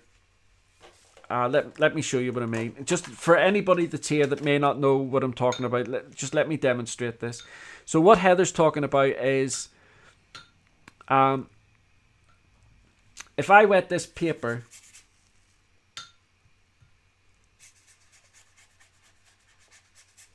and then I go and I pick up a little bit of colour. When you come in, you create this what's called wet on wet effect. And it's really, really nice because it allows the watercolour to just react in whatever way it does. Obviously, the more you wet the paper, the better the effect you get. It just kind of like, the watercolour just takes a life of its own, right? But when you're using watercolour pencils, a lot of people say, and as Heather has said, and I think Tiny Light as well had said, that with watercolor pencils, you can't really do that. If you wet the page, so if you come in and you wet the page, and then you come in with a water soluble pencil, you can get these really nice effects. Okay, so you can draw on the paper, and you can see here that as I'm drawing on the paper, let me see. As I'm drawing on the paper, the paint kind of like fans out, and it gives you this really, really nice effect. And so sometimes as well, artists that are using watercolor pencils will pick up the pigment just like this. So they'll get a wet brush and they'll pick up the pigment off the pencil, just straight off the pencil, and use it like that. Or another method that artists sometimes use is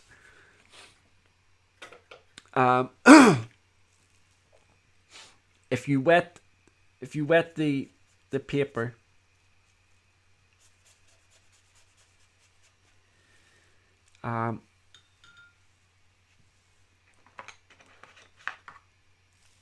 you get a grating thing or some sandpaper, and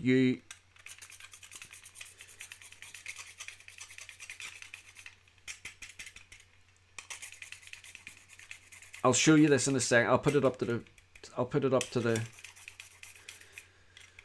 But basically, what I'm doing here is I'm just scratching the core on this grating or like sandpaper, and it gives you this really nice effect. If you're doing like a flower that has pollen on it, or a bee, or people use it for many, many different effects, and it works. It's really, really nice.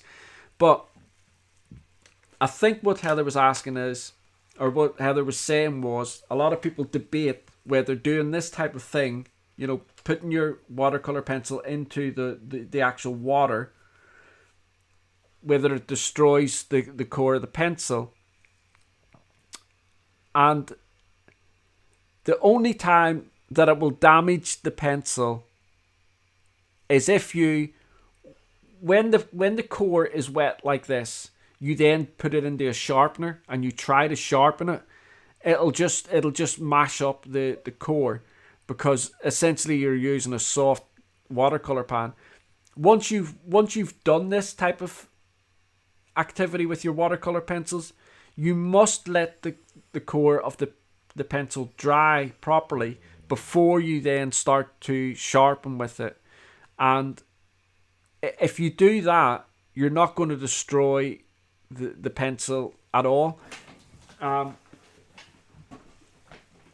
It's just different ways of doing it. And even if you used the brush technique where you just lifted the pigment straight off the pencil and you went into your sharpener, you will obviously mash up your core. You probably, because the wood around here is going to be wet, you're probably going to get a lot of pulling on that as well, which will snag. But at the end of the day, if you then take it out and you let it dry, you can sharpen it, and you're going to get the pencil back to the way it was is eventually, but you are going to waste a bit of it. But it's not going to damage the entirety of the pencil or anything like that. So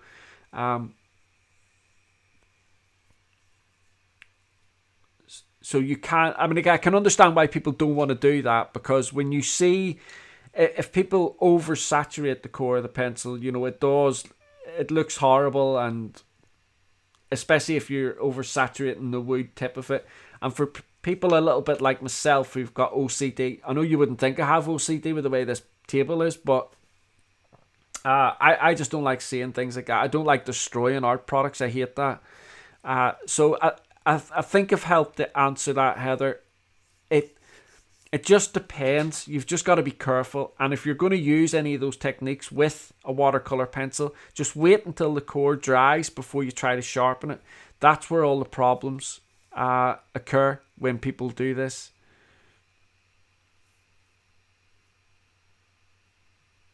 Yeah, Eliza, am I pronouncing your name right? My pronunciation of words is terrible. So is it Eliza, or is it short for Elizabeth? I'm sorry if I'm pronouncing your name wrong. But yeah, Eliza's making a good point there as well. Some people will dip the core of the pencil into the water. Now, again, so I've got some water here. I'm going to dip my core of the pencil in. So you can see that, hopefully it'll focus there. You can see that the core of the pencil is wet. I've got a lot of water on it. And then you can come back over to the paper and you get those effects. That effect is similar to just, you know, wetting the paper and then going in with the pencil. When you wet the core like that, it creates, the pigment gets really, really strong. But when you're, let me see if I can show you.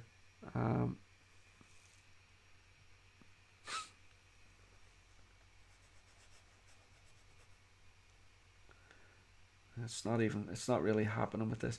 But if you can see there, right, the way the focus. Come on, focus. Come on, you silly camera. See, this is why I like doing reviews, because I take photographs of things that gets really close and then put them in my reviews. Right, okay. So you can see there the core, the wood is really wet. Now, if I were to put this into a sharpener now, it would destroy that part of the core. It would all just mash up and what have you. But if I leave it to dry, and then I come into the sharpener and I sharpen it, it's going to be fine. It's going to be okay. You just got to be careful what you're doing.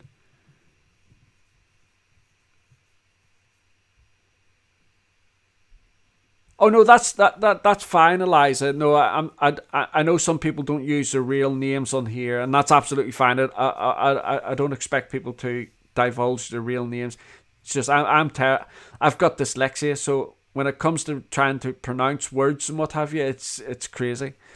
I come up with all sorts of wonderful sounds when I'm trying to talk. In fact, actually, when all three of the kids were growing up, and they would come home with oh, hi, Sue. I was just talking earlier on about making some more people moderators, because I only have one moderator, and that's you, Sue.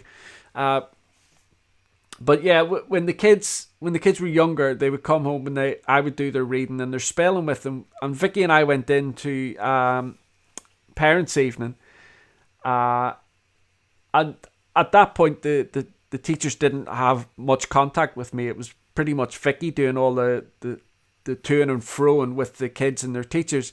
But when I sat down and I started talking to the teachers, they kind of like looked at each other and went, right, okay, this is where the problem is. The kids were when the kids were coming to sounding out like letters for the words when it came to spelling, like, you know, I, E, O, like oo sounds and things like that.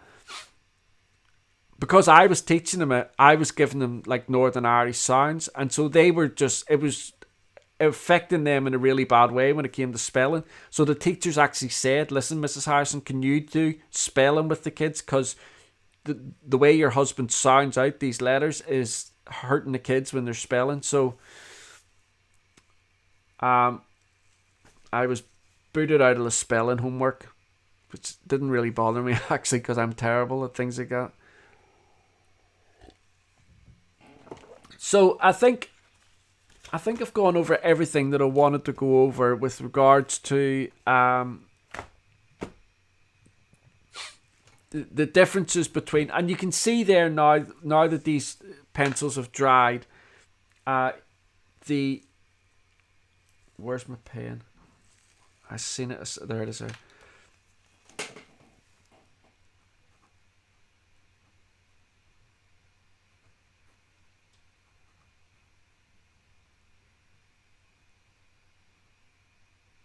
Okay, so you can see there, right? The fan color is kind of like the Caron Dash low bottom range pencil. I'm going to say low bottom range. It's aimed at children. Swiss color is a little bit higher up, teenagers, students. Prismola, again, a little bit higher up than the Swiss color, and you can see a clear definitive change in the pigment strength.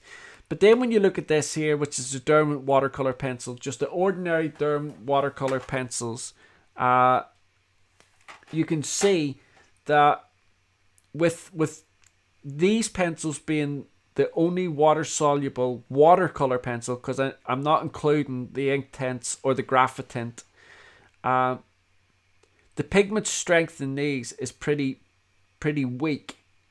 When you compare it to the Swiss color, when you compare it to any of these Caron Dash colors, excluding for anybody that's new into the stream, I had picked up Pablo pencils by mistake and done the swatch, and when it came to activating them with water, I was kind of like scratching my head wondering why they weren't moving, but it was because I'd used Pablos, except for this one here. The rest were Pablos. But even the Caron Dash Supercolor Soft, and then when you look, of course, at the Museum Aquarelle and the Neocolor,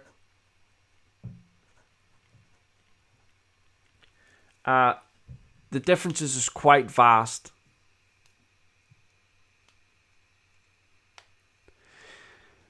Ian, both my daughters are dyslexic. When we found out Neve was dyslexic, the eldest, Vicky went to night school.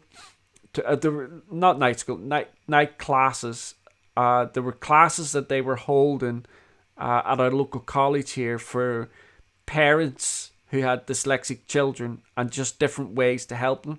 We found out with both our girls that if you when they put over a certain coloured acetate, like clear plastic, the words would stop jumbling around, because when this, for some dyslexics, when they look at the writing, it's moving about.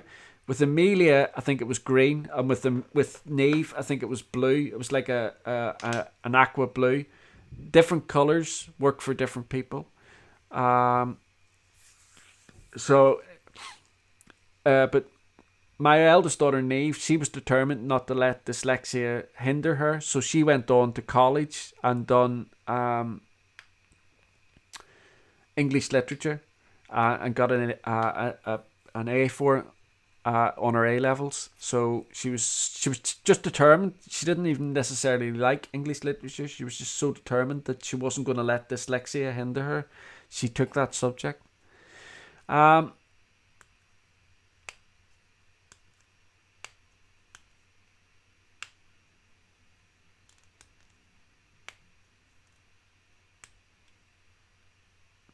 Hi Charms, how you doing?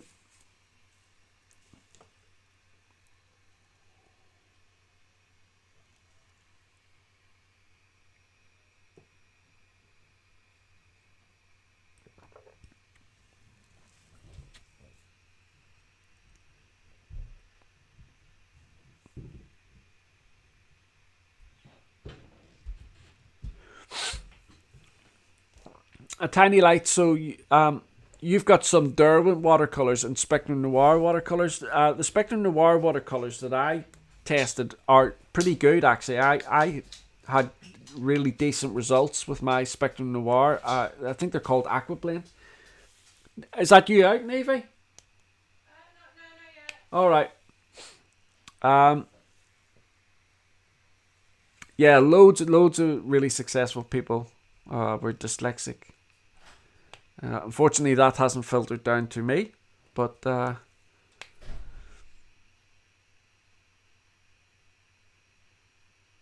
good, Charms, good to hear. Nico, my youngest daughter Amelia is the gymnast.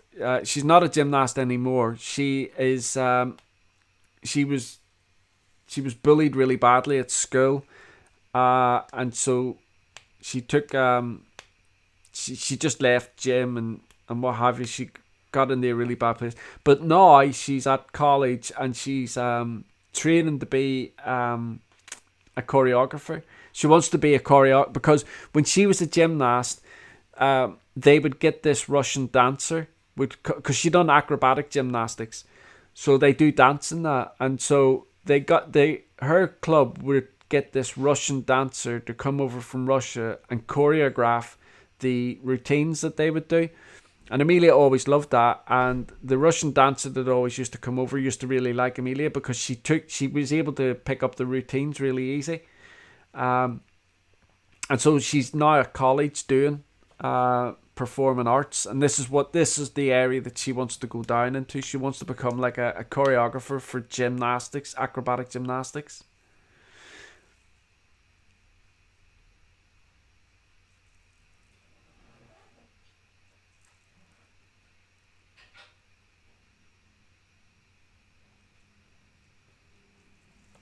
Yes, Ian. These are I've got. I showed those a little bit. These are the Aquatone. By Derwent. I don't even know, Ian, if they still sell them. I'm not 100% sure. I'm off to work. I'll see you later tonight. Right. Okay, darling. All right. Love you. You too, bye. Be careful, please. Boys, All right. Love you, darling.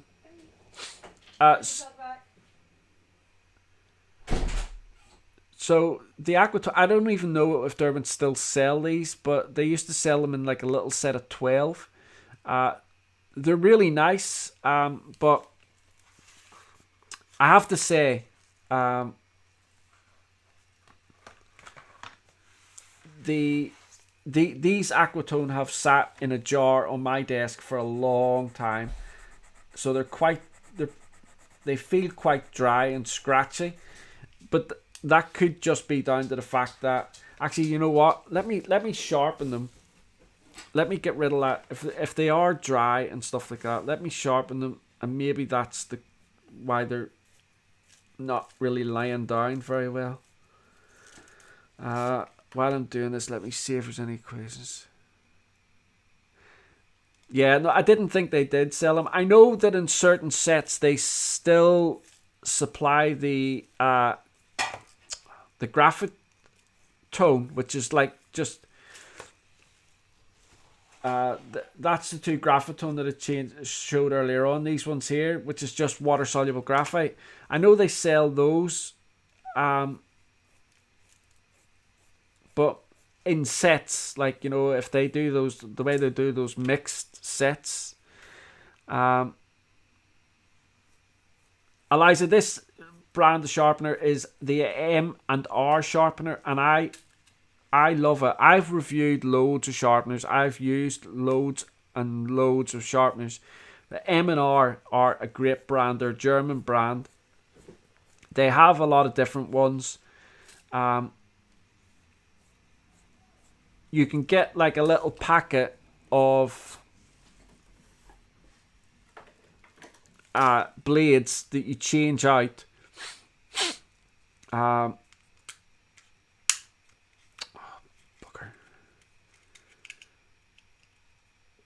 So you just change your blades whenever you need to. I think these little sets are like £1.95 or something like that, and you get 10 blades in them. Lasts you quite a while. It just depends how much you're using them, but the blades are really sharp. So when you put a new blade in, it's like cutting butter. So the Koh-i-Noor Mondelez are beautiful. I had a 72 set of those that I'd done a review of, but I gave them away to a ladies' refuge centre, which is around here. There's a centre. I actually personally don't know where it is, because Vicky told me about it a while ago, and she had said that there quite a while ago, I'm talking years ago, that there was women in this place who have been abused by partners, and they have children with them as well. And she had said to me, why don't you, with some of the stuff that you get, donate it to the women around there and the kids? And so I do every now and again, when I get extra things that I can't give away here because I've maybe used them. Vicky and Amelia take the bundle down to the centre. Like I say, I don't know where it is, and we buy like adult colouring books or kids colouring books for them, and every now and again when Vicky goes down with Amelia, she'll come back with like a load of drawings that the kids have done for me, because actually it turned out that the women loved using the art supplies and the adult colouring books, that type of thing, because it obviously helped them relax. And obviously coming from some of the terrible environments that these women have come from, anything that they can use to help them relax is a good thing. But I gave my 72 set of Mondelez to the centre.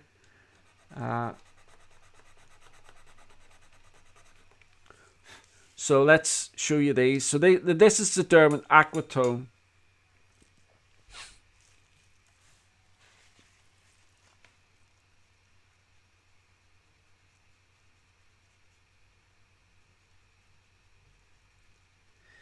You see, the pigment strength in the Derwent Aquatone is much, much stronger than that of their watercolor pencils. So why can they not use the ingredient that whatever the ingredient is that they have in these Aquatone, why can they not do that in the watercolor pencils?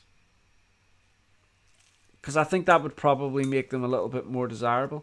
I don't know why they stopped the Aquatone. I think it was maybe they just weren't selling that well.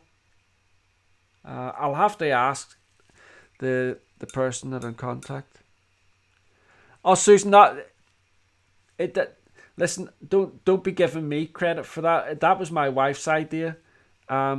She had heard of the centre, She had to do a lot of work to find out where the center was, but I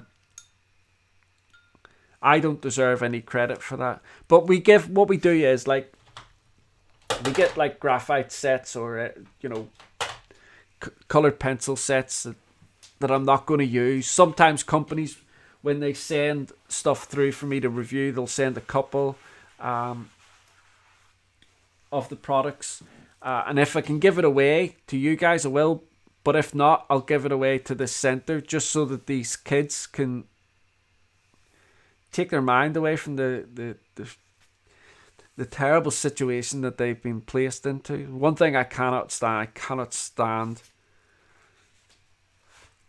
men hitting women in any violence in any capacity, but men hitting women it's definitely not something that should be done around or near me. The sharpener. So yeah, the M&R sharpener. But the other thing, I have another M&R sharpener that is, it's equally as good. I bet you I'm not going to be able to find it.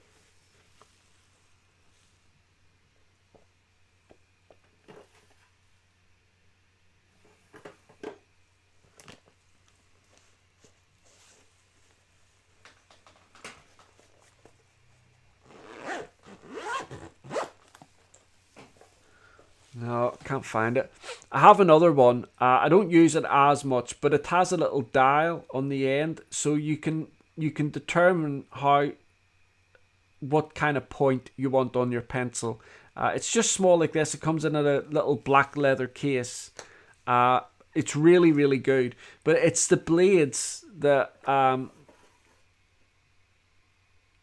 the M&R brand really are good for, because the Germans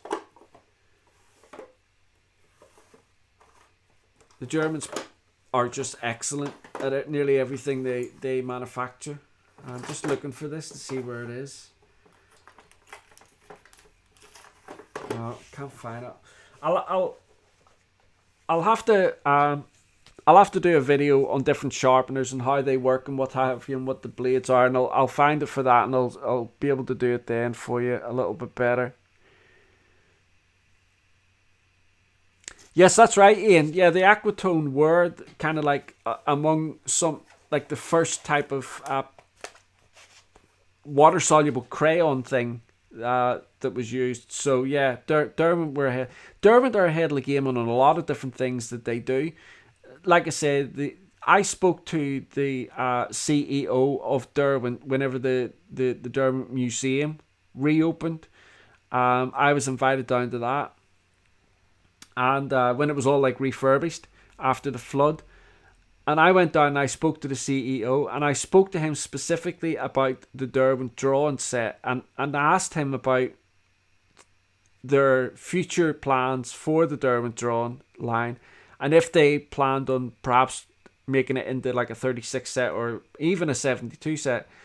And he said no. And the reasons why he said no was because if they expanded like the Graphitone and the Derwent drawing sets, which are both currently maximum 24 sets, if they expanded those to say like a 72 set, it would take away the uniqueness of the set, and it would and they would be pretty much ordinary sets then at that point. One of the things that so many people love about the Derwent drawing range is the unique colours inside that set, but there's not that many unique colours that they could that they feel that they could get into, and that's one of the reasons.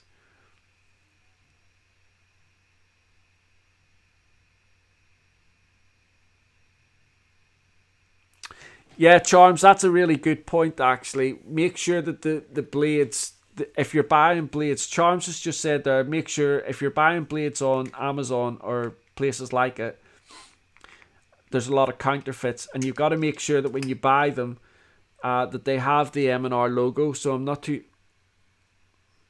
sure if you can see this, but it's got the M&R logo just on the blade there. And it also says made in Germany. Come on, there you go. Can you see? Yeah, Charms is right. You've got to make sure that you're not getting counterfeit, and it's really, I know that's really difficult because a lot of people don't realize they have a counterfeit product until it arrives, which is not too late, but it's inconvenient to start sending it all back and what have you. But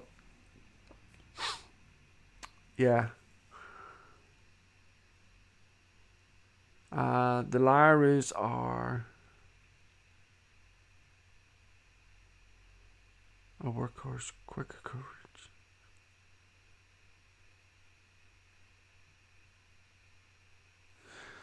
Oh, are you talking about the Lyra like crayon things?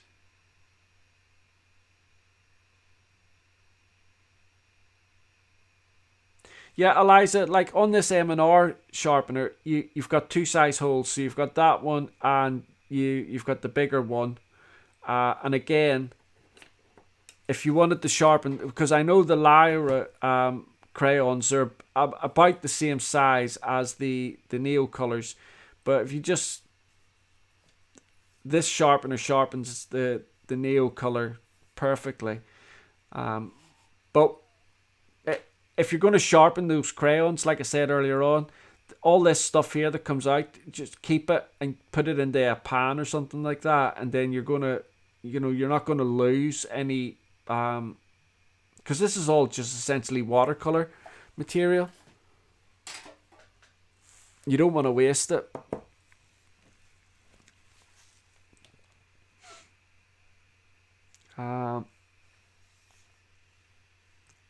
All right, Maria, thank you so much for stopping by. I really appreciate it. Thank you so much.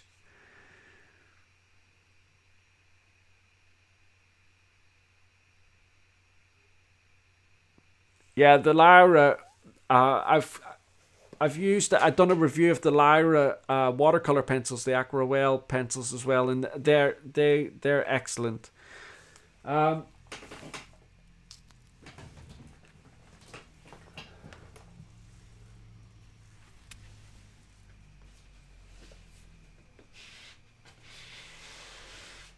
So I'm going to be going soon because I need to get back on with my drawing. This is the drawing that I've been working on. If you haven't seen it, it's my wife's friend at work asked if I would do this drawing. She had a photograph of their dog Archie and her daughter, who in this photograph I think she was about 4 or 5, but I think she's about 11 now, or maybe a little bit younger. So it's an old photograph, and it's a bit blurry and what have you. It's really difficult, and I always hear people say, make sure that you get when you're going to do a commission or something like that, make sure that you get a really good reference image. And it is so important now that I'm doing this to and now that I understand what doing commissions is about getting a really good reference image. The thing is, like I say, it's just an older photograph, so it's just really difficult to capture the likeness of the dog and what have you. And just in case you're wondering, his name is Archie, and we call him Archie One Ear because he only has one ear. He had this ear bit off by he's a rescue dog, and I think he got into a fight, and I think this ear got mashed badly, so he had to have it taken off. But we love him. Yeah, the Mars Violet that I was talking about earlier on, the Derwent Drawn pencil. that's what I've been using on his nose. This one here. This Mars Violet is perfect for things like that, for the nose. I've been using actually the Mars Violet and the cinnamon, and the cinnamon from the Faber-Castell Polychromos range. I had to use that a little bit, but most of this is all done with Derwent pencils, the Derwent Drawn and the Derwent Light Fast pencils as well. Thank you so much, Silk Spinner. I really appreciate you stopping by. Thank you so much. Yeah, so I'm really enjoying this one actually. When I first started it, I wasn't too sure how it was going to go because of the reference image, because it was like, it was very difficult to zoom in on the eyes, especially when I get to the little girl. I don't know how that's going to pan out, but hopefully it'll come out okay. That's when I think I'm going to have to start using the Caron Dash Luminance, because they have a much better range when it comes to skin tones and what have you.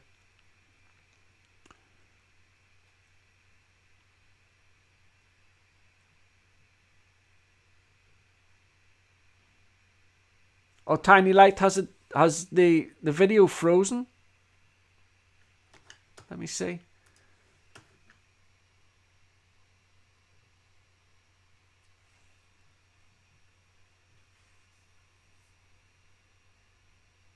Oh no, it's not. It's still going here, I think.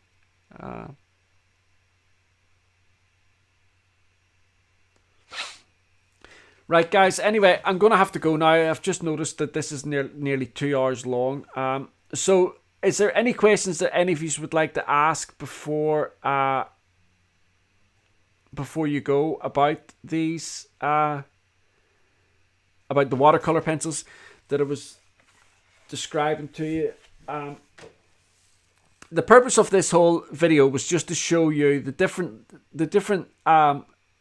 grades, the different kind of like top end watercolor pencil, bottom end watercolor pencil, the various other water soluble pencils and things that you can get, and how to use them and the best way to use them. One thing before all of you go is, this little thing here is the most invaluable product I have ever bought, and it was somebody recommended it to me. It was another artist here on YouTube, Val, and she recommended this to me. I got it about 3 or 4 years ago and never looked back since. When I do all my product reviews on water soluble pencils or crayons or anything like that, even for water soluble markers, because on the back of this it's like just smooth, so you can use your markers and mix your watercolor markers on this also. So that's invaluable for anybody that's looking to use water soluble products. Thank you all so very much, guys, for watching, for joining me on the live stream. I really appreciate it, and hopefully in the summertime I'm gonna try and buy a shed or something like that, put it out in the garden, and I'll try and get my setup out there, and then I'll be able to do a lot more live streams and a lot more things. It's just right now at the minute everything is right in the corner of my living room. It's driving my wife nuts, literally nuts. I've got piles of products all around me here, and it drives her nuts. She wants me out of the house. Not like literally out of the house. She just wants me out of the house with all this art stuff. So I shall see you all again soon. I plan on putting a review up very soon as well, so keep an eye out for that. And guys, thank you so much for your support. I love doing these live streams. I love talking to you, and I love all the back and forth and what have you. You guys are great. I know I say it a lot. But you've got no idea how much you all mean to me, and the comments that you leave, the emails that I get, things like that. Yeah, Sue, I know you're right. I do need a shed.